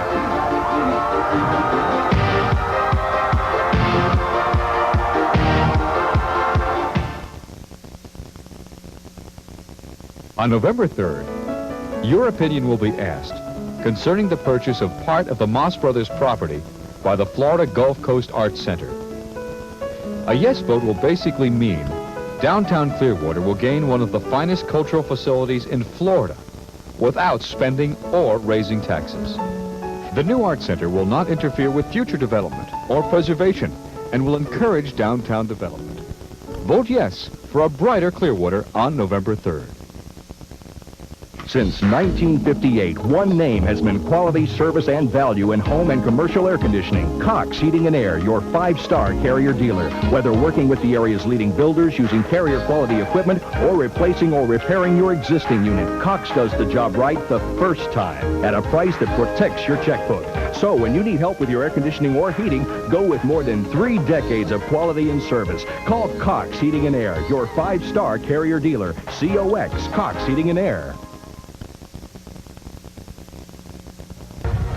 Riggs drives one deep. It's picked up by Terrence McKinney. McKinney with some room over on the far side of the football field. He is hauled down, though. Maybe a touchdown-saving tackle there by number 40, Justin Brown. Maybe not, but McKinney does an excellent job to get Seminole in a good field position here to start the second half. Sure looked like a touchdown-saving tackle to me, at least a tackle that kept him from getting deep into Eastlake territory. And he let the kick bounce, which the guys downfield, sometimes they'll freeze a little bit when they see that ball bouncing. They won't bust down there, and then he just burst through the little hole and got upfield in a hurry for a nice return. Avery Taylor brings his offense out to start the second half. In the first half, Taylor was 6 for 7, passing 74 yards and 1 touchdown. Very effective passing half, keeping Seminole in this football game. 2 receivers split to the left side. Backs are split in the backfield. Handoff goes to the fullback, and Powers is driving forward for about 4 or 5 yards on the first down. Without a strength against strength, Justin Odierno stood him up after a couple of yards, and Powers, a hard-running fullback, stays low to the ground, and kind of a stalemate. Watch this big hit. Stand him up, and he's trying to struggle, hangs on, and finally ropes him down. Powers had 4 rushes for only 9 yards in the first half, so gaining almost half as many yards on that first run as he did in the whole first half. Odierno and LaRange are 2 aggressive senior linebackers for Rob Jenkins. The receiver just split out to the left. Throw a little pass in the flats. Melvin Dukes got a little room on the sideline, that he's driven out of bounds. I believe he'll be short of the first down by about 1 or 2 yards possibly. George, Sam Roper continues to find ways to get the ball to Melvin Dukes in the open field. Everybody knows they want to go to him. Swings him out here again, gets a really good block from his wide receiver out there to clear some room, and finally driven out of bounds by Kelly Bashford. Bashford's come up and made several hits tonight and really seems to be in excellent position, and it is a first down for Seminole. There you see Taylor's stats from the first half. Dukes had 4 catches for 31 yards to go along with the 71 rushing yards. Taylor now 7 for 8 in this game. And off goes to Dukes. Excellent job by the Eagles defense to come up and bottle him up there, making the tackle David Edwards among others. The East Lake Eagles defense, Justin Brown, Phil Warren, Boom Boom Barmeister, and Jim Troutner across the front. The linebackers are Ryan Walden, David Edwards, Justin Odierno, and John Evans. Mark Stevens, Peter Postalou, and Kelly Bashford are the defensive backs. Second and 9 now for the Warhawks. Backs are split. One receiver out to the right, one to the left. Taylor with the fake, looking to throw the football, and he does. And once again, it goes to Melvin Dukes. Dukes out, and he looks like he's got enough for the first down, a pickup of close to 11 on the pass play. Another play-action counter pass, fakes to the fullback and the running back, rolls out deep, heavy pressure. Again, shows a lot of poise. Fires a strike. Dukes doing a good job. A little juke right here. Let the linebacker run by him. Turns it upfield to get his first down. And George, if he didn't make that move, did not pick up his first down. Taylor looking for a play to come in from the sidelines, and the fullback, Powers, coming back into the football game. Seminole may have to call a timeout or they're going to get a delay of game, which could really hurt this drive. We've got a good drive going. Need to hurry. Jeff McAbaddy came running in late. Now they're going to run up. McKinney comes out of the game, and they're hurrying up to that line of scrimmage trying to get this play off, and they do. Handoff goes up the middle again. That time to the fullback, Powers. He picked up about 5 yards on the play.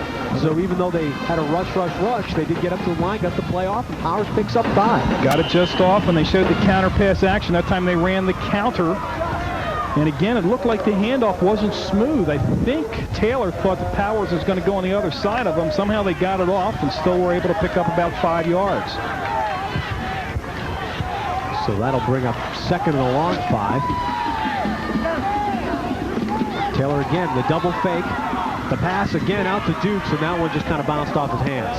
He zipped it out there, it was a little bit low, and Melvin wasn't able to get down there and pull it in. It's that same counter pass action to get to the outside.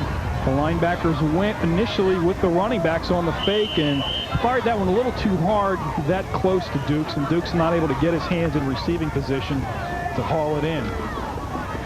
Dukes, 6 catches for 49 yards on the game, and look at that Eagles defense. Just 4 touchdowns in 92. 13 of the 20 quarters before this game were shutouts, and they've held their opponents to under 200 total yards 4 times on the season. Tested this evening, though, George. They really are. Taylor again, out with the flat to Melvin Dukes. A good job to come up and make the hit initially, but Dukes shakes it off, and then a whole gang of tacklers comes up. Coming up and making the hit initially was John Evans for Eastlake, but Dukes bounced right off of that one. But there was a whole host of white jerseys that came up and took him down after that. Tremendous effort here by Melvin Dukes. Tremendous effort. Watch this. He gets popped by 4 or 5 guys, and he's going to be very close. They're going to bring these chains on, George. Watch how many players, how many hits he takes. There's one. There, he stood up there. He's going to just keep the legs driving. This guy's not just a speed back. He's a physical football player. And Sam Roper said he feels that Melvin needs a little more desire to become a great football player in the Hassan Jones or Terry Grigley mold. 2 players he coached while at Clearwater. Tonight, he is getting the maximum effort out of Melvin Dukes as he picks up the first down with that second effort. That's just a tremendous effort by a high school running back. And a first down for Seminole, so that extra effort did not go for naught. 71 yards rushing, 38 yards receiving for a total of 109. And that was coming into this second half, so he's added a bunch more yards to that already. Well on his way to a total yardage night of over 200 yards. Coach Roper just has to love the effort that Melvin Dukes is putting out this evening. He's getting some fine blocks out there from his running mates. Taylor's getting the football to him in the open field. And they're just taking maximum advantage of their biggest offensive weapon. The officials are coming over to the near sideline. You got an official that's down, George, back at about the 35. It looks like he may have gotten the wind knocked out of him or something. I didn't see a collision, but see if we can maybe find that if we have it on a replay. Definitely something looks a little woozy. They're going to bring him off right now. And that is one of the hazards of officiating in high school football player. These guys flying around like that. Occasionally, when you're out there refereeing, officiating, you're watching a certain area and somebody will run into you by mistake. And hopefully that gentleman is okay. I'm not sure who that is.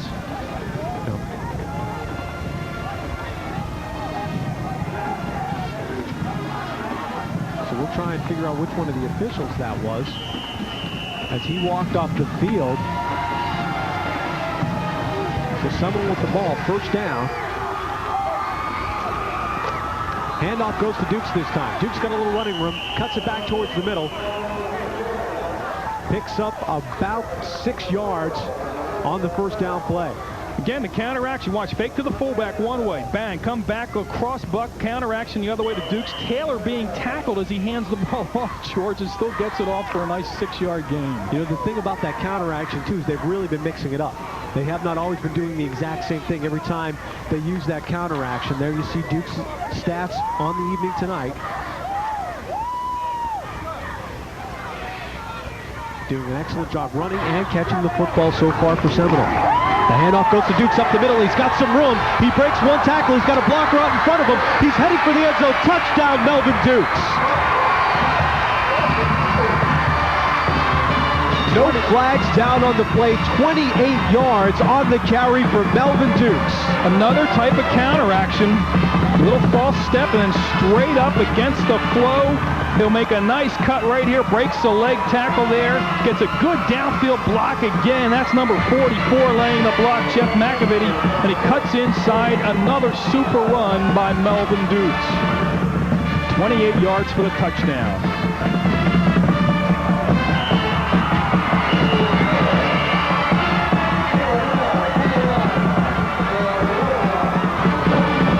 McNamee's kick is up, and it is good on the extra point.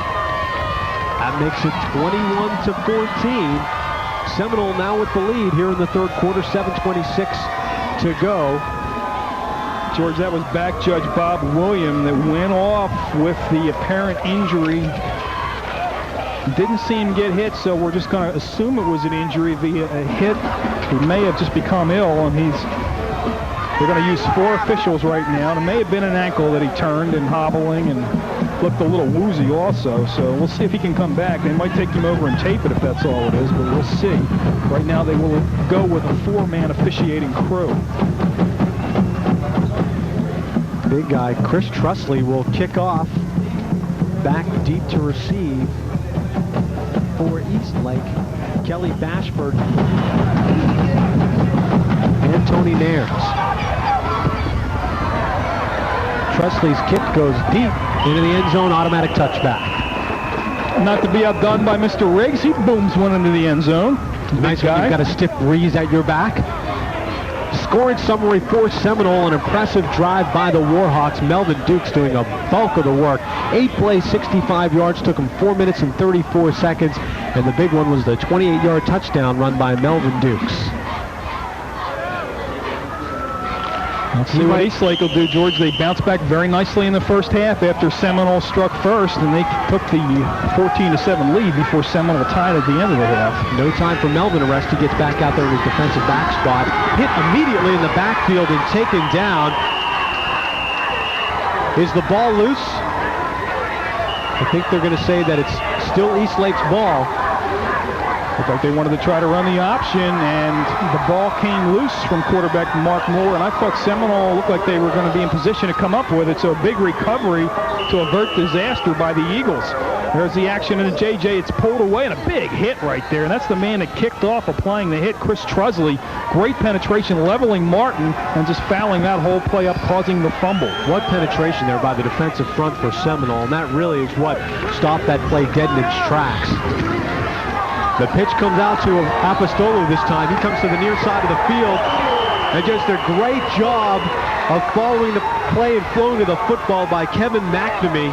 He comes up and he makes the hit, and the Seminole defense is really charged up here. That's the safety making a play, George, at the line of scrimmage or behind it, coming up hard, closing. Watch this. He just runs right by everybody in a good open field tackle, and there's a late flag coming into the fray right there, and I think this is going to go back against Eastlake. And they've run that play. As you look at Pete Apostolo to the short side, maybe once too often. They'll have to look at another formation. I think Seminole's come out and adjusted to it here in the second half. Seminole came out of the locker room, and the excellent drive to start. The defense, those guys did a good job to stay focused over there on the sideline. They come out and they've really stuffed it, and now the penalty, as the Seminole line digs in, has pushed Eastlake way back. This time the play goes off to the left side. Moore keeps the football, and he gets back out across the 15 to about the 17-yard line. Good safe play. Get your quarterback who runs well out there in front of behind a bunch of blockers, and just let him get the ball off your own goal line. Still a lot of yardage. George is going to set up about a 3rd down and 12, but it gives them some operating room anyway. Yeah, at the very least, it takes them deep out of their own end. But it is still 3rd long. 3rd and 13, we'll call it. Martin and Apostolu stacked in the backfield. Handoff goes to Apostolu. He picks up next to nothing. Gets out almost to the 20, maybe picked up a couple yards, got back to the original line of scrimmage. They'll make it 4th and 10, and Steve Riggs will come on and try and boom one. The wind has died down a little bit. Looks like it's starting to pick back up now, but it's coming directly at him. So he's kicking into a wind that I would imagine is gusted up as high as 25 miles an hour. McGavity and McAllister, good defensive play, staying home on the draw. As you see, Dukes back deep to receive. And Rick still gets off a pretty good kick. And it's downed immediately by Seminole. Catching the football, Kevin McNamee. He's their place kicker, safety. The sophomore, George, showing very, very good field awareness. Fair catch that end-over-end punt. That thing rolls another 15 yards. Good job by McNamee. It's been a while now for Seminole. They've really endured some tough seasons here. And with that 3-2 record, they're seeking their first winning season in over 10 years. A little hard. We try to track down exactly when the last winning season was for Seminole, and there was a little bit of confusion there. Nobody seems to know exactly when that last winning season was, but we know it's been over 10 years. We think it might have been 81. The handoff goes to the fullback this time. It's got a little room on the outside, does a nice job, and a good run there by Mike Powers. So they get away from Melvin Dukes on that play and run Powers off the left side, and Powers showing his ability. As you see, Dukes up there as a lead blocker, gets a nice block there, allowing Powers to get through that hole and finally run down by a couple of Eastlake defenders after a gain of about 7. Mike getting the benefit of the block from Melvin Dukes that time. Turnabout's fair play, and Melvin got a nice block on Dan Loranger that time. See Powers in the backfield. The backs are split. Handoff goes to Dukes this time, and he is submarine right there, and Loranger pays him back for the block he laid on him last time.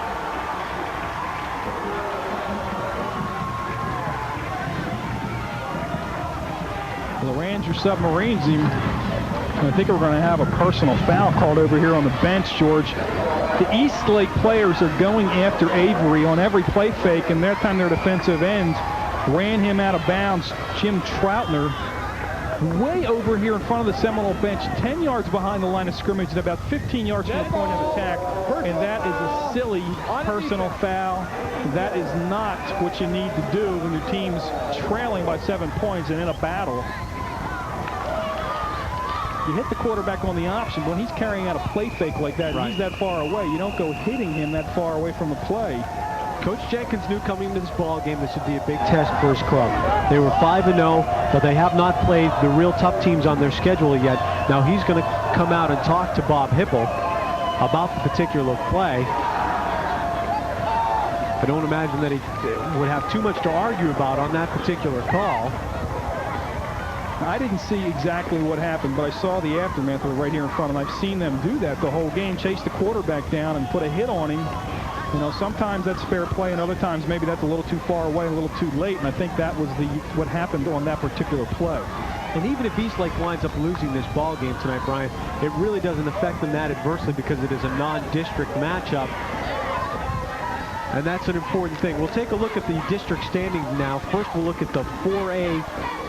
Or actually, this is Eastlake's schedule and their record so far. You can see the wins they've had. They beat Osceola, the big win over Tarpon, first time in school history they did that.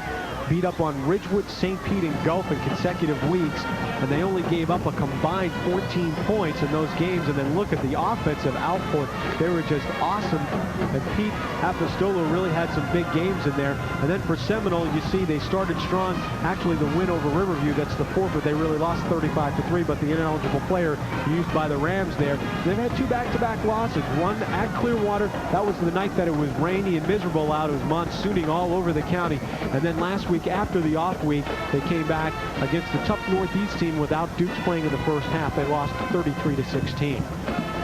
Two big games coming up next week. A game against Dixie for Seminole, and that's going to be a matchup. Dixie undefeated going into tonight's action. Backs are split for Seminole. Two receivers out to the left side. Avery with the handoff to McKinney. McKinney around, getting a little running room on the side. He's up the sideline, and he goes in for the touchdown. McKinney broke loose over on the far sideline, streaked down it and into the end zone for 6. 22 yards on the carry for McKinney. McKinney breaks a couple of tackles out here on the right end. They could have had him in the backfield. He'll shed one tackler right there. He'll shed another one right here at the line of scrimmage. And then it's just clear sailing with that fine speed down that right sideline. 22 yards and another Seminole touchdown. McKinney looked like he was going to get bottled up over there, but he used his speed. Extra point is up, and it is good for Seminole. Good pressure by Eastlake that time. But Kevin McNamee was able to get that one through the uprights. And there's Melvin Dukes talking on the sideline, but it wasn't Dukes that time. One of his running backfield mates, Terrence McKinney, got the call that time. Took the pitch to the far side of the field, just broke up. I really thought he was going to get balled up or knocked out of bounds, but he just really turned the jets on and got down the field 22 yards for the touchdown. Well, that's a case, George, of either one of two things happening. We couldn't quite see there in the replay. Either the defense letting up a little bit because they thought their two mates were going to make a tackle, or just some good downfield blocking after those two guys missed a tackle, did not allow the rest of the Eastlake players to get out there. And Eastlake in a dogfight now, trailing it by 14. Still plenty of time remaining. 3:27 left here in the third quarter. They need to put a drive together to get back in this one. Plenty of time left, but you really have to be impressed with the way Seminoles come out of the locker room here to start this second half. They are just really dominating so far in the third quarter. Trusley's kick goes back to about the 5. Cutting it back the other way for Eastlake, number 42, Kelly Bashford. Then he's driven hard out of bounds as he got it out just past the 20-yard line. Scoring summary on that last drive for the Warhawks. 4 plays, 44 yards, only took him 1 minute and 39 seconds, and McKinney capped it off with a 22-yard touchdown run. George, the thing you have to like if you're Sam Roper is that drive was primarily put together without Melvin Dukes making all the big plays. Someone else stepped up. The fullback made a couple of nice runs, Powers, and Terrence McKinney took it in 22 yards.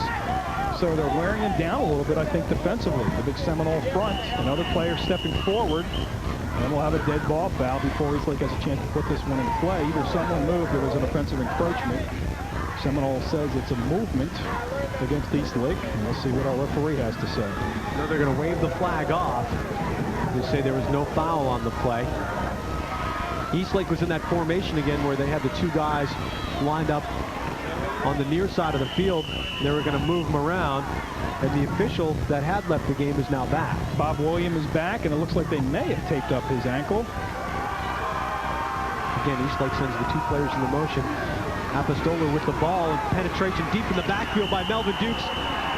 And then he's wrapped up there at the end of the play by Jeff McAvady, but a great job by Dukes to break through there, get a piece of Apostolo and slow him up, and then McAvady comes in to take him down. A good penetration, George. They're just forcing that offensive line and the lead blockers back, and Melvin Duke's flying up from the secondary. He's been Mr. Everything. Got a little help right there to make sure from McAvetti. One of the Seminole players coming off a little shaken up. Look at what Eastlake is having done to them by the Warhawks here in this third quarter. Brian Merrill, a fine senior linebacker, shaken up for Seminole, had to leave the game after that last play. Again, Eastlake with the shift. There's going to be motion on the right side of the line for the Eagles. Right now, George, Eastlake in this third quarter just coming unglued, shooting themselves in the foot a little bit. They're going to have to get away from Apostolo a little bit and try to find someone else to step up and make a play, because they are definitely keying on him right now. They're coming up hard on the corners. They're going to have to hit the middle of the field, get some quick hitters, maybe a quick little play-action pass just to loosen that defense up a little bit. It's going to be tough going for Rob Jenkins' bunch the rest of the second half. So it's a tough thing, though, for Jenkins now, because they are almost exclusively a running football team, and to try to go to the pass really takes them out of the rhythm of their normal offense. And they don't have great speed back there. They've got guys that can run, but they don't have the guys that can break it on every play. Second and long, Apostolo, speaking of breaking one, goes up the middle and gets back close to the original, and another official goes down on that play. Got popped pretty good, lost his hat, but he's back up. It's a tough game for the officials. Boy, they've been taking some tougher hits than some of the players. That time, the quarterback pitches the ball up in there, George, and he's the man. That's Bob William again, who gets banged up down around the legs or the ankles in the shin area. Bob's going to need some hazard pay for tonight's game, and he's smiling over there, so obviously Bob's saying, reminds me when I used to play this game, gentlemen. Again, the two players in motion simultaneously for Eastlake. The backs are stacked. They give it to the fullback. J.J. Martin again breaks a couple of tackles, gets out across the 30, powers his way to about the 32-yard line. And late flags all over the field.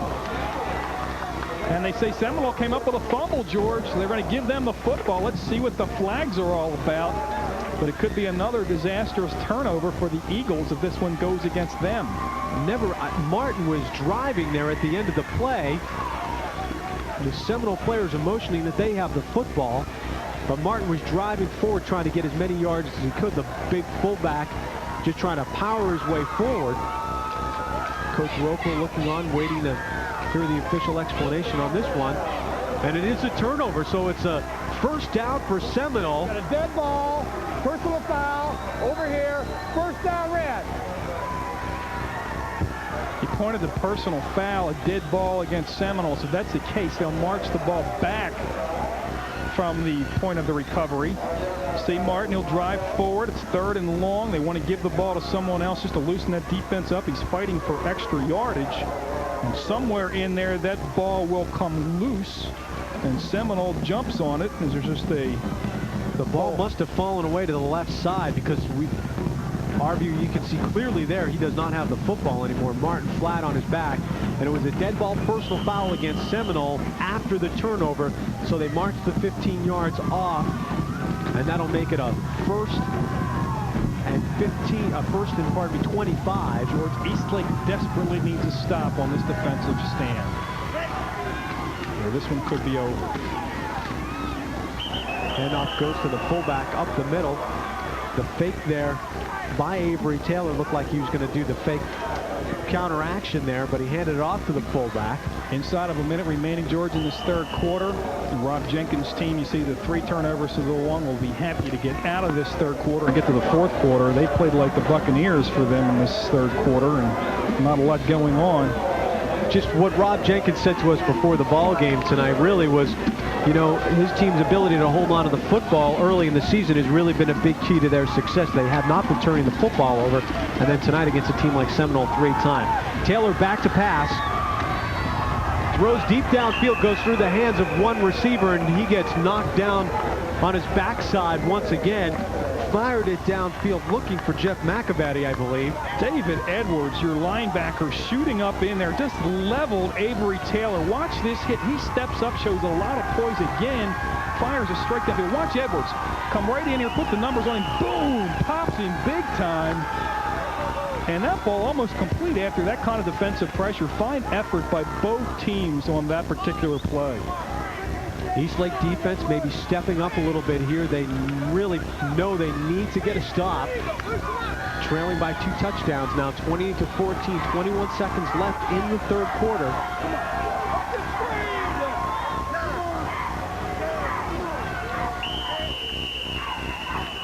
Look at delay of game, George. I believe that came from the back judge.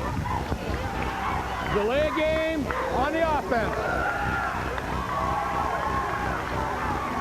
So Seminole will get marched back even farther.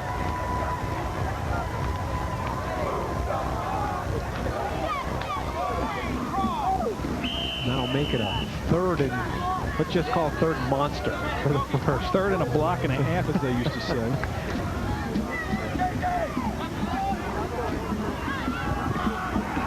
So Avery Taylor will bring his team up to the line once again. 2 receivers split out to the far side of the field.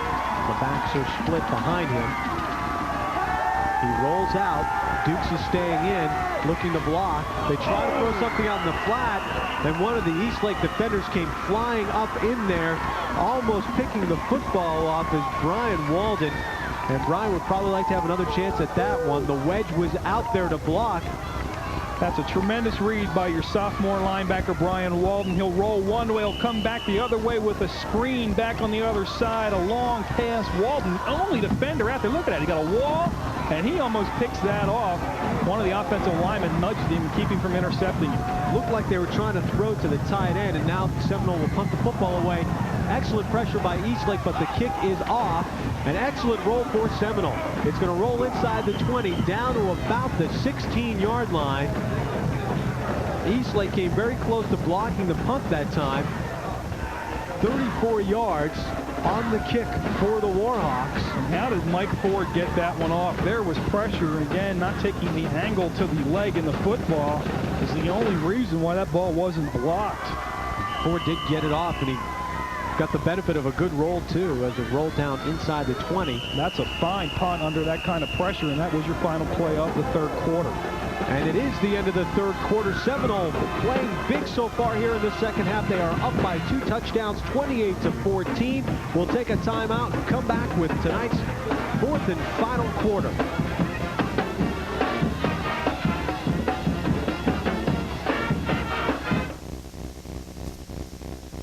Since 1958, one name has been quality, service, and value in home and commercial air conditioning. Cox Heating and Air, your 5-star Carrier dealer. Whether working with the area's leading builders using Carrier quality equipment or replacing or repairing your existing unit, Cox does the job right the first time at a price that protects your checkbook. So when you need help with your air conditioning or heating, go with more than 3 decades of quality and service. Call Cox Heating and Air, your 5-star Carrier dealer. COX, Cox Heating and Air. On November 3rd, your opinion will be asked concerning the purchase of part of the Moss Brothers property by the Florida Gulf Coast Arts Center. A yes vote will basically mean downtown Clearwater will gain one of the finest cultural facilities in Florida without spending or raising taxes. The new Art Center will not interfere with future development or preservation and will encourage downtown development. Vote yes for a brighter Clearwater on November 3rd.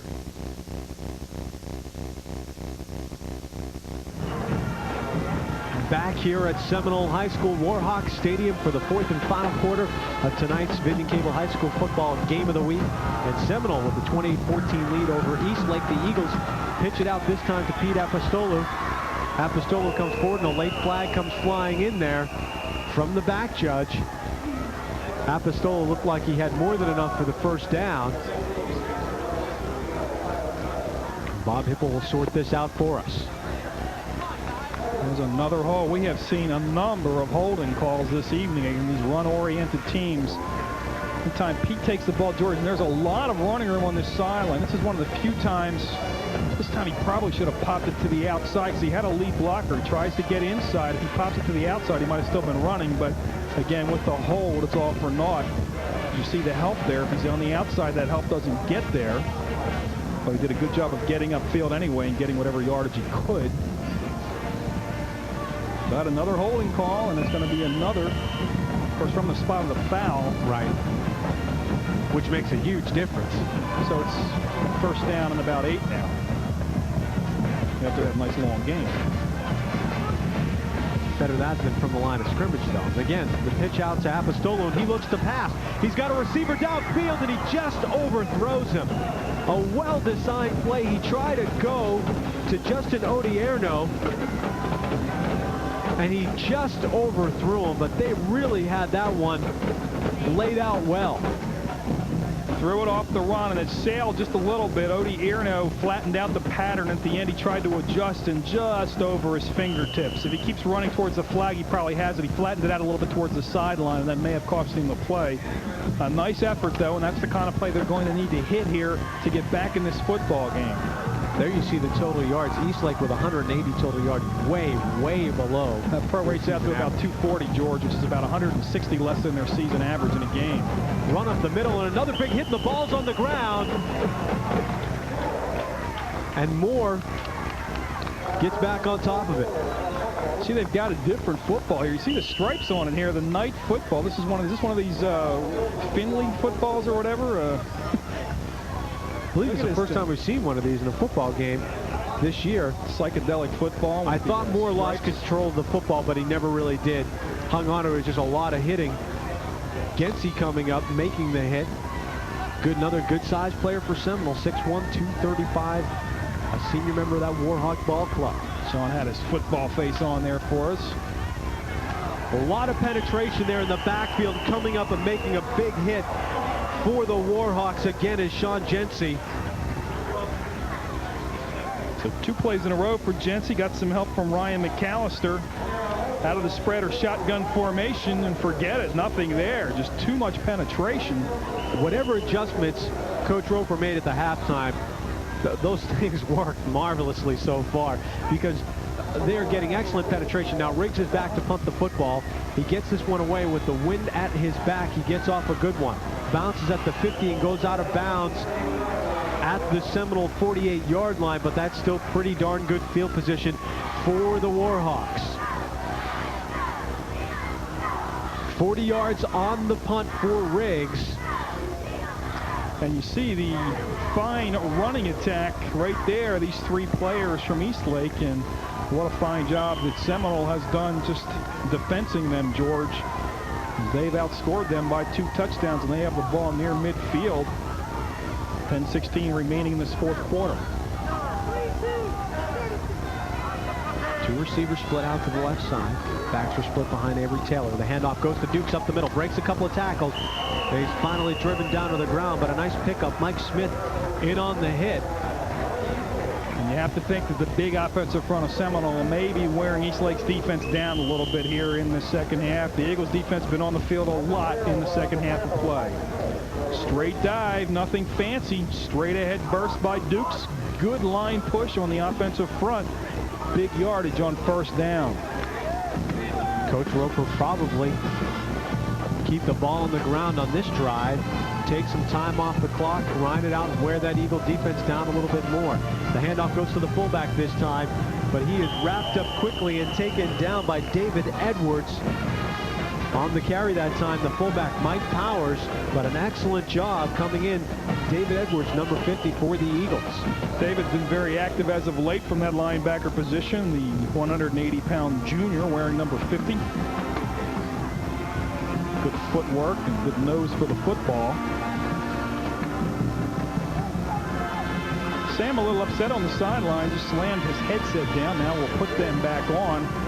Maybe didn't like the play, or maybe they didn't run the play that he called, and Seminole a little confused and seeing their coach on the sideline not happy. We'll call a timeout to reset things. I saw Tim Zumagala there talking with the coach. And now the Warhawks take the timeout, and the headsets are back off again. They ran that counter action, George, and it looked like a clean play. Somebody just missed a block, and Edwards just made a fine defensive play from linebacker. So you'd have to think he's not upset. He's not upset maybe with what happened on the play. Maybe the call, or somebody maybe just missed a block.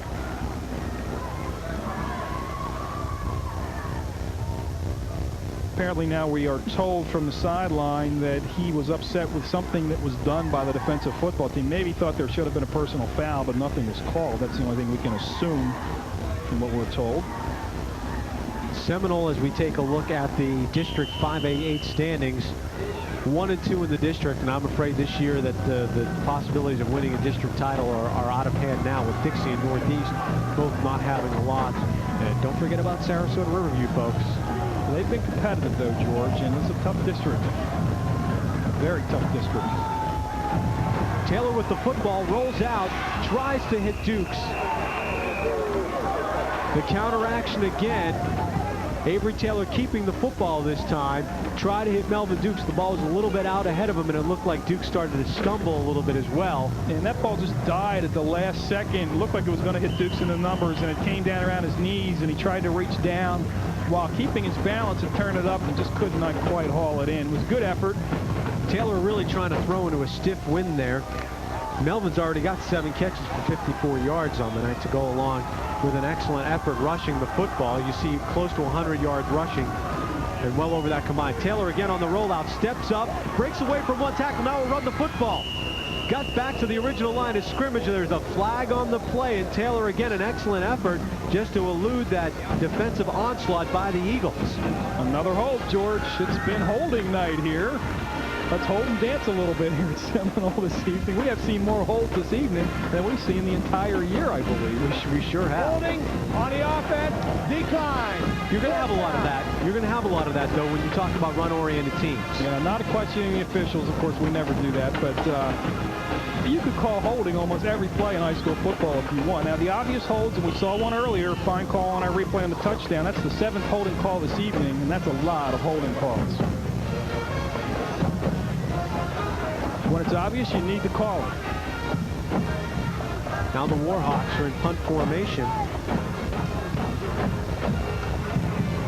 High kick there by Mike Ford, and it is down immediately by the quarterback, who is back there, Mark Moore, for Eastlake. And Jeff McAfee did not give him a lot of room to catch that football on the fair catch. Surprised maybe there wasn't a flag on that as you look at the 4A8 standings. And Eastlake in good shape, George. And if they lose this evening, it will not count. It's not a district game. They're still in good shape to win that. And they'll learn a little bit from this evening. They still have 8.5 minutes remaining to get back in and tie this thing, maybe send it to overtime or get a win. We don't want to count them out yet, but this will not be a disastrous loss if they do happen to lose this one. Big matchup coming up second to last week of the season. If Eastlake can stay on track in the district against Land O'Lakes. Now Moore rolls out, looking to throw the football. Overthrows his receiver. Incomplete pass, diving in there, trying for the interception is Mike Kindberg for Seminole. Tried to throw it underneath to Apostolo. He had Tony Nairns, number 23, a junior wingback, running free 15 yards downfield on the sideline. Did not seem, or didn't have time to get it down there to him. But if he could have put a little air under that one, Tony would probably still be running. Tough thing for Moore, too, I think, in this situation is that they just don't throw the football that much. He's only thrown it 25 or 30 times. 8:28 left in the ball game. Eagles are down by 2 touchdowns, and they really need to get a quick drive together that's going to result in 6 points. And the dead ball foul again will probably, I'll make an assumption here, which I try not to do usually, will have motion on the offense.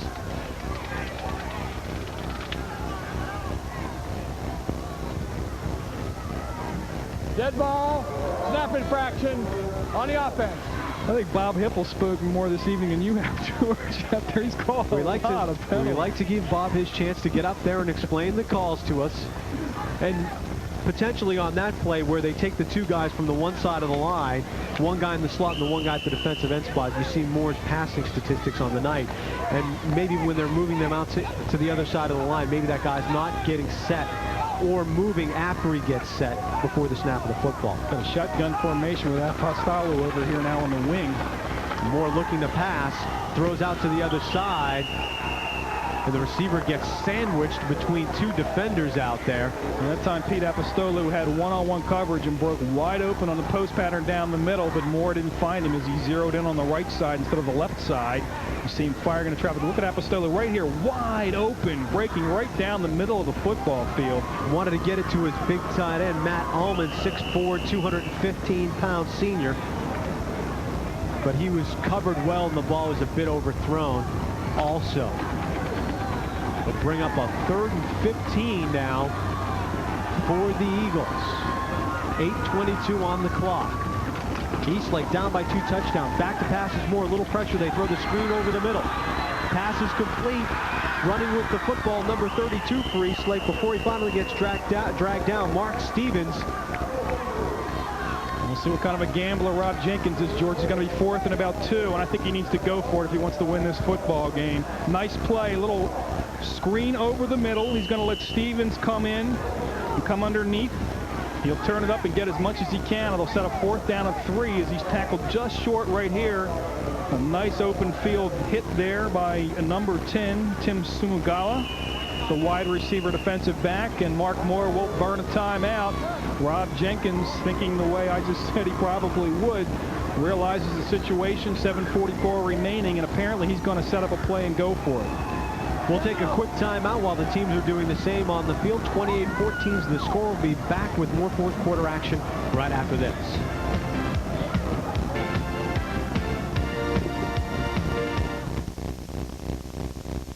Where did the Sharks in Sankey get those great shirts? Uncle Nard's. Where did DePaul get those school shirts? Where did O'Keefe's get those embroidered shirts? Uncle Nard's. Uncle Nard, everybody's favorite uncle, can help your team, school, or business improve its image with custom screen printing and embroidery. Even movie stars get their shirts from Uncle Nard. Where are you going to get your shirt? At Uncle Nard's, located on Belcher Road, 1 block north of Gulf to Bay. On November 3rd, your opinion will be asked concerning the purchase of part of the Moss Brothers property by the Florida Gulf Coast Arts Center. A yes vote will basically mean downtown Clearwater will gain one of the finest cultural facilities in Florida without spending or raising taxes. The new Art Center will not interfere with future development or preservation and will encourage downtown development. Vote yes for a brighter Clearwater on November 3rd.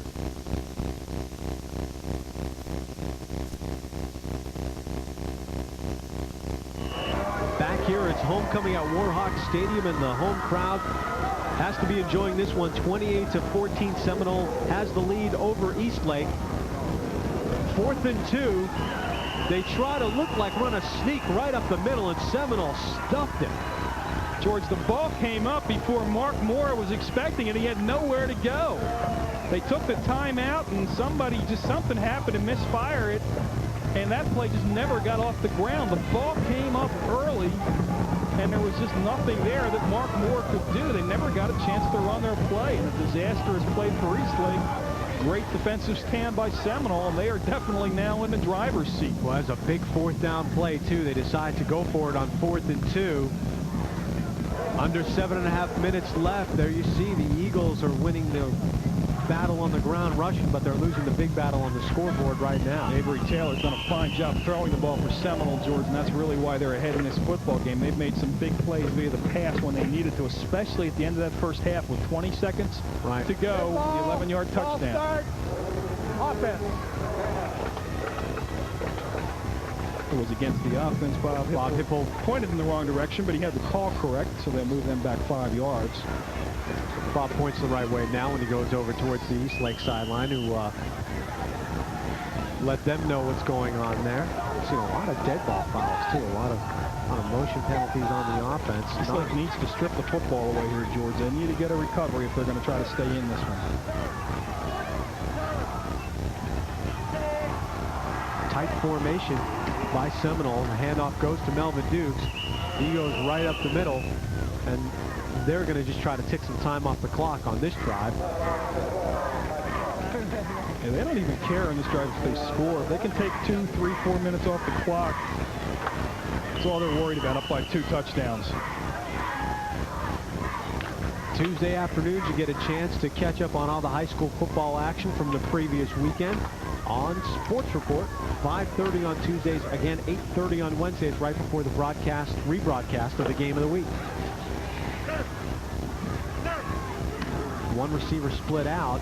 This time the pitch to Dukes, cuts it up to the inside. He's got some running room, heads off to the left side. He's got a lot of open room. One tackle and a flag is down, gets into the end zone for the touchdown, but there's a late flag, probably a clip. Let's just hope it's something besides a hold. We've had enough holding calls. They're going to probably bring this one back. Tremendous run, though, again by Melvin Dukes. Starts to the right, that great vision, sees a little lane on the left side, cuts it straight back across the field, takes it into the end zone. Illegal use of hands on the offense. And they will bring it back, and there was 2 flags on the play, so it must have been an obvious penalty. On the option, little counter option type action. Dukes starts to the right, sees the hole, sprints it straight back across the field, gets some good seal blocking there from the backside. That was a nice block by 64 Paul Hernandez. And the play there, Terrence McKinney was the obvious foul, unfortunately, and I don't know if that was even a necessary block, George. But I don't think he needed to make it. He made it on the defensive back, Kelly Bashford, and he really did. He pushed him right in the square in the back. And again, when you're looking at a guy's back like that, even if he's going to be able to make a tackle, you've got to let him go and make the hit, because you'll get called for the clip, and that's going to bring a great play like that all the way back. We've talked about all the penalties, but almost everyone we've talked about, our replays have shown that they were calls that were definitely correct and should have been made. Again, if it's that obvious, you have to make it. There's no way around it. Right. And especially a touchdown in this situation. 6 minutes and 11 seconds left on the clock. One receiver split out to the left. The handoff goes right up the middle that time, and going in for the touchdown again, second play in a row. Excellent fake by Avery Taylor. Got me on that one, and Melvin Dukes goes in for the touchdown, 18 yards on the run. Straight dive off the left side. Everybody looking to the outside. Watch this quick hitter. Avery carries it out like he's going to run the option. Avery Taylor, and bang, there goes Melvin Dukes. He's 15 yards downfield before anybody knows he's got the football. What a dynamite fake by Avery Taylor on that play. Just about everybody in the stadium was left looking who had the football. Extra point attempt is no good this time by Kevin McNamee. His first miss of the night. He had made 4 consecutive ones before that.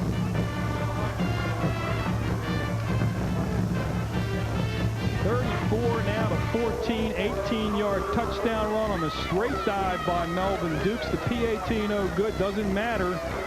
This one is over. Tremendous effort by the Seminole Warhawks. 6 minutes and 4 seconds remaining for Eastlake, but they would have to go. They'd have to just really turn it on in a hurry, George, to get back in this one. Dukes has had 2 touchdowns called back tonight, too, by the way. This time, he got the opportunity to take it back in and get the touchdown back for himself, but at the end of the first half, they went to the pass play instead. And Melvin's had a workout. He's done a great job defensively, especially in the second half, coming up from the defensive back position to really help bottle up Pete Apostolou. And he's been all over the field offensively on the receiving end, running the football. He's going to deserve a rest after this one. Big effort. Trusley with the kickoff. Bounding around down there. Free football. Eastlake dives on it. Ball still loose. Looks like the Eagles have come up with it, George. That thing was rolling around out there. And Eastlake, fortunately for them, were able to jump on top of it. There's the scoring summary. After the 4th down attempt failed, a couple of plays. 23 yards time possession, a minute 32 seconds with several flags mixed in there as well. Dukes actually scored 2 touchdowns, but the one that counts is the 18-yard run on an excellent play fake by the quarterback Avery Taylor for Seminole. There is Avery on the sideline, and he's got to be enjoying himself. A big win over a very good Eastlake team. Unless something unbelievable happens here. Run up the middle and almost nothing doing there for the Eagles. A lot of those guys there on that defensive line for Seminole also playing on the offensive line, going 2 ways. Well, and let's talk about the offensive line of Matt Jaron, Carl Push, Paul Hernandez, Sean Gency, Ryan Darty. Your defensive front of Chris Trusley, Ryan Darty, Paul Hernandez, and Sean Gency again. Your linebackers of Ed Brabant, Randy Larson, Dan Wing, and Brian Merrill. Tremendous job by Seminole. Their front 7 defensively, everybody defensively, and especially their front 5 offensively. Pitch goes to Apostolou. He breaks several tackles, runs directly into the official. And there's a flag on the play. Got out across the 40-yard line on a what looked like a busted play. And that'll be a clip, George.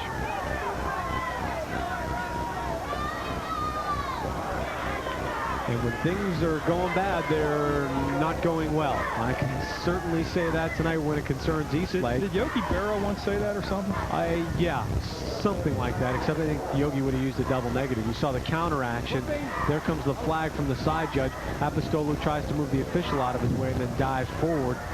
But again, that is all for naught as the ball is brought back inside the 20, down almost to the 18-yard line. We think that's Bob William back there. It might not be. That might be, I sure hope that wasn't Bob. That might be Jay Frank. I sure hope that was. Whoever it is, he's definitely gotten his uniform dirty this evening. He's been in more plays than some of the linebackers. I was just going to say, he's not going to know whether he played the game or officiated it after this one is over. He's hanging in there, though. 2nd and 19 now for Eastlake. Change at quarterback for the Eagles. Number 5 is now in a quarterback on the keeper and running it. That's Charlie Rocheleau in now at quarterback for Mike Moore. Rocheleau, another junior. He's a little taller at 6 foot, 165 pounds, and that looked like a broken play. He wanted to pitch or fake a pitch, but the backs went in the opposite direction. And I guess that'll happen when you bring a new quarterback into the game. There are the dimensions on Charlie Rocheleau, 6 foot, 165 pounds, as Brian just said. Another junior. Moore is also a junior. Didn't see Mike Moore get hurt. Assume that he is just over there finishing out the ball game. Mark Moore, pardon me. 3rd and again a block and a half, George. Handoff goes to the fullback this time. J.J. Martin with a couple of nice spins. Still on his feet. Gets by another host of tacklers and takes it out past the 35-yard line. They need to get out to the 40 for the first down. That's a heck of a run by J.J. Martin. Tell you what, there's no quitting J.J. Martin. He's getting banged around by everybody on the Seminole defense on this play, and he just keeps those big, thick legs driving. Big, strong guy, nice spin move, breaks out of another push, block-type tackle, breaks away from Melvin Dukes there, and finally dragged down from behind by 2 Warhawk defenders. 4th down again, and they're going to have to go for it, George. J.J. broke 4 tackles on that one. 4th and about 4 yards now. Moore is now in punt formation. They fake it. Little pitch off. Comes to Moore. He's getting spun around, and great job of recognition by Seminole that time to sniff out what might have been a fake punt. And the play just never worked. 4th down and 4, and they've got him 10 yards deep in punt formation, running an option, allowing the defense a lot of time to react and adjust to the play. And just never developed, really didn't fool anybody. Down by 14, well, more than 14 now, excuse me. They're now down by 20 points. Breaks away from maybe Merrill. Rocheleau might have just been back in like a shotgun formation and just gone back way too deep? Because I think it was designed. It's just that this time really didn't fool anybody, down by 20 and that deep, again allowing the defense to react. And especially with Rocheleau back there, because Riggs is the guy who's been doing most of the punting. But let's not forget, now Eastlake's punted 4 times coming into the game. They probably don't practice that play that much because they haven't had to. They've been running the ball up and down the field, so they're really not overly prepared in game situations to react to a 20-point deficit. It's the first time they've faced it all year. So they will learn something from this one going down the road in the big district games. I think it's important to have a game like this, though, for a team like Eastlake. You've got to play some tough clubs as you head towards that matchup with Land O'Lakes, second to last game of the season. Could be for the district title, and a tough game like this where you take some bumps and maybe learn some things about yourself can really end up helping. Avery Taylor rolls out to the left side. He's going to keep the football, makes a cut, gets driven out of bounds, and coming up on the hit again, Kelly Bashford. We've called out his name a bunch of times tonight. He's been very, very active defensively. Melvin Dukes has done it all, getting a well-deserved break on the bench. 126 yards rushing, the 1 touchdown, a number of receptions, number of tackles, and a number of good defensive plays from the secondary.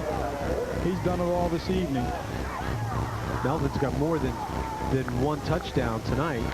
Had a touchdown there on a 4-yard run, and then a couple here in the second half.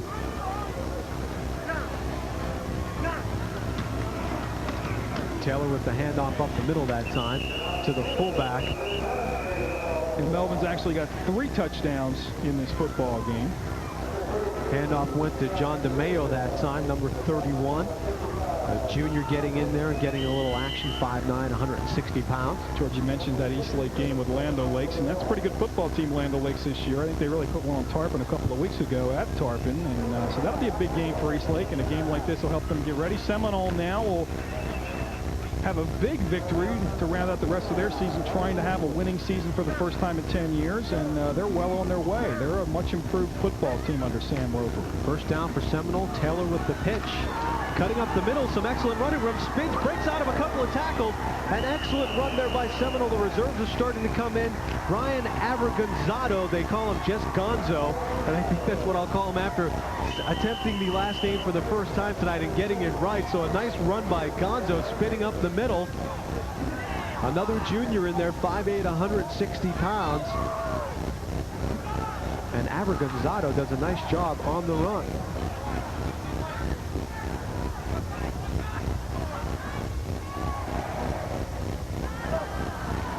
48 seconds left in the ball game. Ball down on the ground, and I think East Lake has it.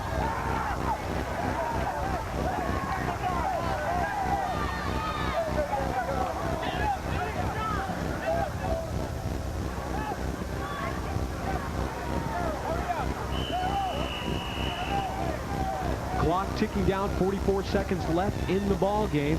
Running again now, 40 and counting. Brian is going to head down to the field, get ready for the post-game interviews. Homecoming here at Seminole High School, and this near capacity crowd, at least over here on the home side of the field, on a windy and pretty cool night. Look at some of the games coming up in the next couple of weeks here on Vision Cable. Boca Ciega at Dunedin, a big 4A matchup next week. We'll see East Lake again in 2 weeks against the Falcons. So we'll be at Dunedin 2 weeks in a row. And then Clearwater Countryside, the backyard brawl on the 13th of November. High school football season really rapidly coming to a close here, and a lot of big matchups we'll see over the next couple of weeks that'll decide district titles. And even with the loss tonight, East Lake still undefeated in their district, which is very, very important. And they're just having an excellent time here at Seminole tonight. A big show put on by the football team here for homecoming. 34-14 is the score with 31 seconds left.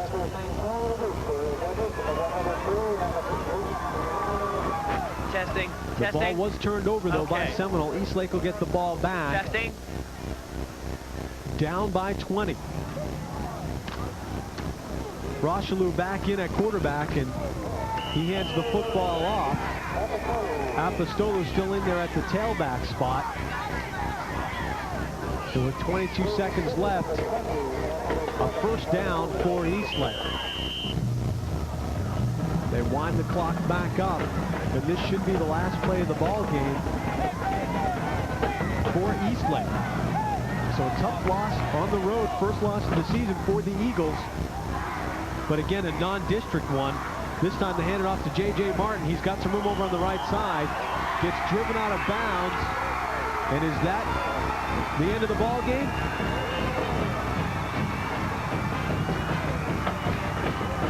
I believe that it is. They're going to say that it's run off, and head coach Sam Roper just gets doused.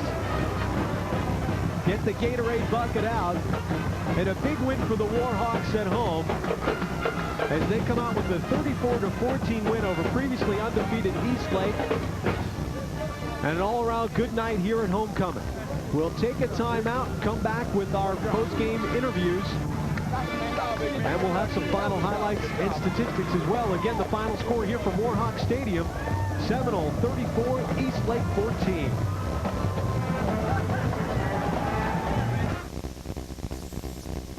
Uncle Nard.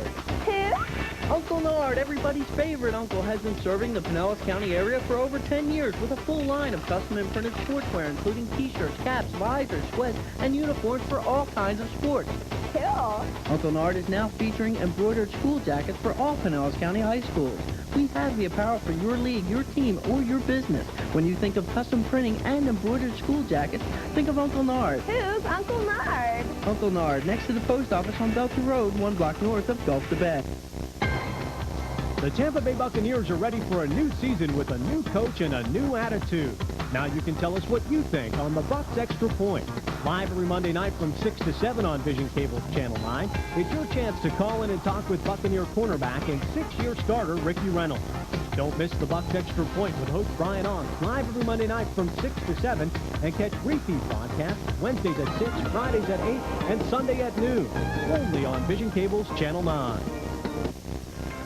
Capone's Dugout and Clubhouse Lounge is Clearwater's original sports restaurant featuring the best in Italian cuisine. Whether it's our famous dugout pizza, our delicious pasta dishes, or one of our house specialties, you'll enjoy dining in Clearwater's original Sports Hall of Fame. Capone's Dugout, a family tradition for over 25 years, is ready to serve you like a superstar. Come to Capone's Dugout. It's always a hit. People may not think of Flammer Ford as the source for performance cars, but they should. We have an outstanding inventory of vehicles that are in demand and in some cases hard to find, like the Mustang GT convertible. We also carry a lot of probes, including the Racy Probe GT, also the Escort GT. We have an edge over the other dealers because we can locate what you want at either of our 2 locations. If it's hot, we have it. Carl Flammer Ford, Tarpon Springs, and Flammer Ford of Spring Hill. We are back at Seminole High School where the Warhawks have come away with a convincing 34-14 victory over the Eagles of Eastlake. Brian Onks back here with big 2-way offensive and defensive lineman Paul Hernandez. Paul, a great effort in the trenches. I really think you guys wore them out in the second half up front.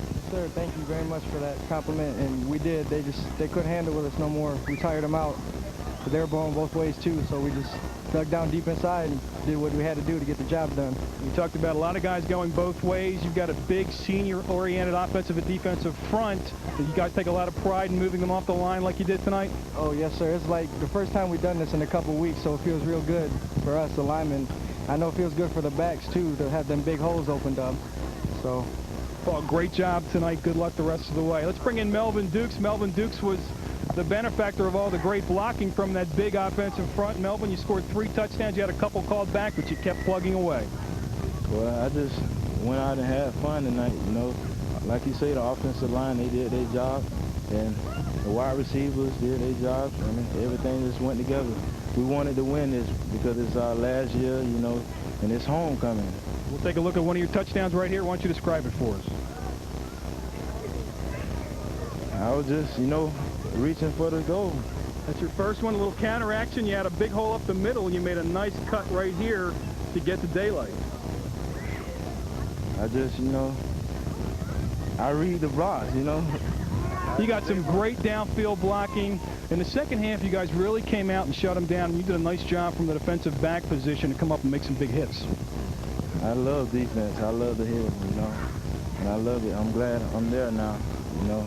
We're going to have a great season. All right, Mel. Congratulations. Good luck the rest of the way. Let's bring another big lineman in here. We've got Sean Jency, and Sean, another step over this way a little bit for us, another 2-way lineman. And again, you guys in the second half came out fired up and did the job. Yeah, Coach is always talking about being real strong all 4 quarters, and tonight I think we showed that we can really fight. Because last week we didn't have a real good game, but we fought every down, every play. So we talked a little earlier to Paul Hernandez about you guys going both ways. Does this weather now make it easier to go both ways, not quite as hot and humid? Yeah, it's a big difference because I was only tired for maybe 1 play, and that's about it. The weather change is really good. Keeps everybody going because of the cold. It's just like playing up north where I used to play. I have to give you guys a lot of incentive to hold your blocks with a guy like Melvin back there running. Yeah, he's an awesome running back. I think he's going to go really far, and he just have to open up the lines for him. Okay, Sean. Great job. Good luck the rest. So let's bring head coach Sam Roper in here. Sam, great job. Thank you. And I heard you talk to your team after the game, and you stressed the fact that you were very proud of the fact that they played 4 full quarters this evening. that's the thing that pleased us most, because I think, we've told them that all season long, and, we played, first quarter, second quarter, and then maybe third quarter, and then lay down a little bit, let the teams get back in the ball game on us, and we haven't turned out on the better side of that. But tonight I think they showed up the real Warhawk football team that we thought they were, and played 4 good quarters of football. Did you make any adjustments at halftime? In the first half, they hurt you a little bit by doing that shift to the short side and pitching it that way. Did you make any adjustments to stop that formation? There really wasn't any need for adjustments, because we saw the same formation the week before against Northeast, and it was just a matter of, getting our head back in the ball game and doing the things that, we had coached them to do during the week. He told us that Melvin Dukes had a chance to be an outstanding football player. Maybe sometimes needs a little more intensity. He played a tremendous game this evening for you. Well, I think, we've gotten Melvin's attention now, and he's more focused. I think the whole football team was more focused tonight. And, he did the things that we knew that he could do all along, but I think he really stood out tonight. And, it's a great team effort. The offensive line did a good job coming off the ball. And there are 2 people that's not here, Coach Fabrizio, who primarily does our offense, and Coach Gordon, who does our defense, and they did a hell of a job this week. Avery Taylor had the big passes, especially at the end of that half with 20 seconds left, to get the job done to tie the score going into the locker room. Yeah. Avery has been, the biggest surprise to us all season, because we didn't know what to expect, and he's come out, and each week he gets better and better, and he's becoming a real leader on the field. And, the players believe in him, and the coaches do too, so, hopefully he can take us to another win. Good job. Good luck the rest of the way. Thank you very much. 34-14, Seminole comes away with a victory over Eastlake. George and I will be back to wrap things up right after this timeout.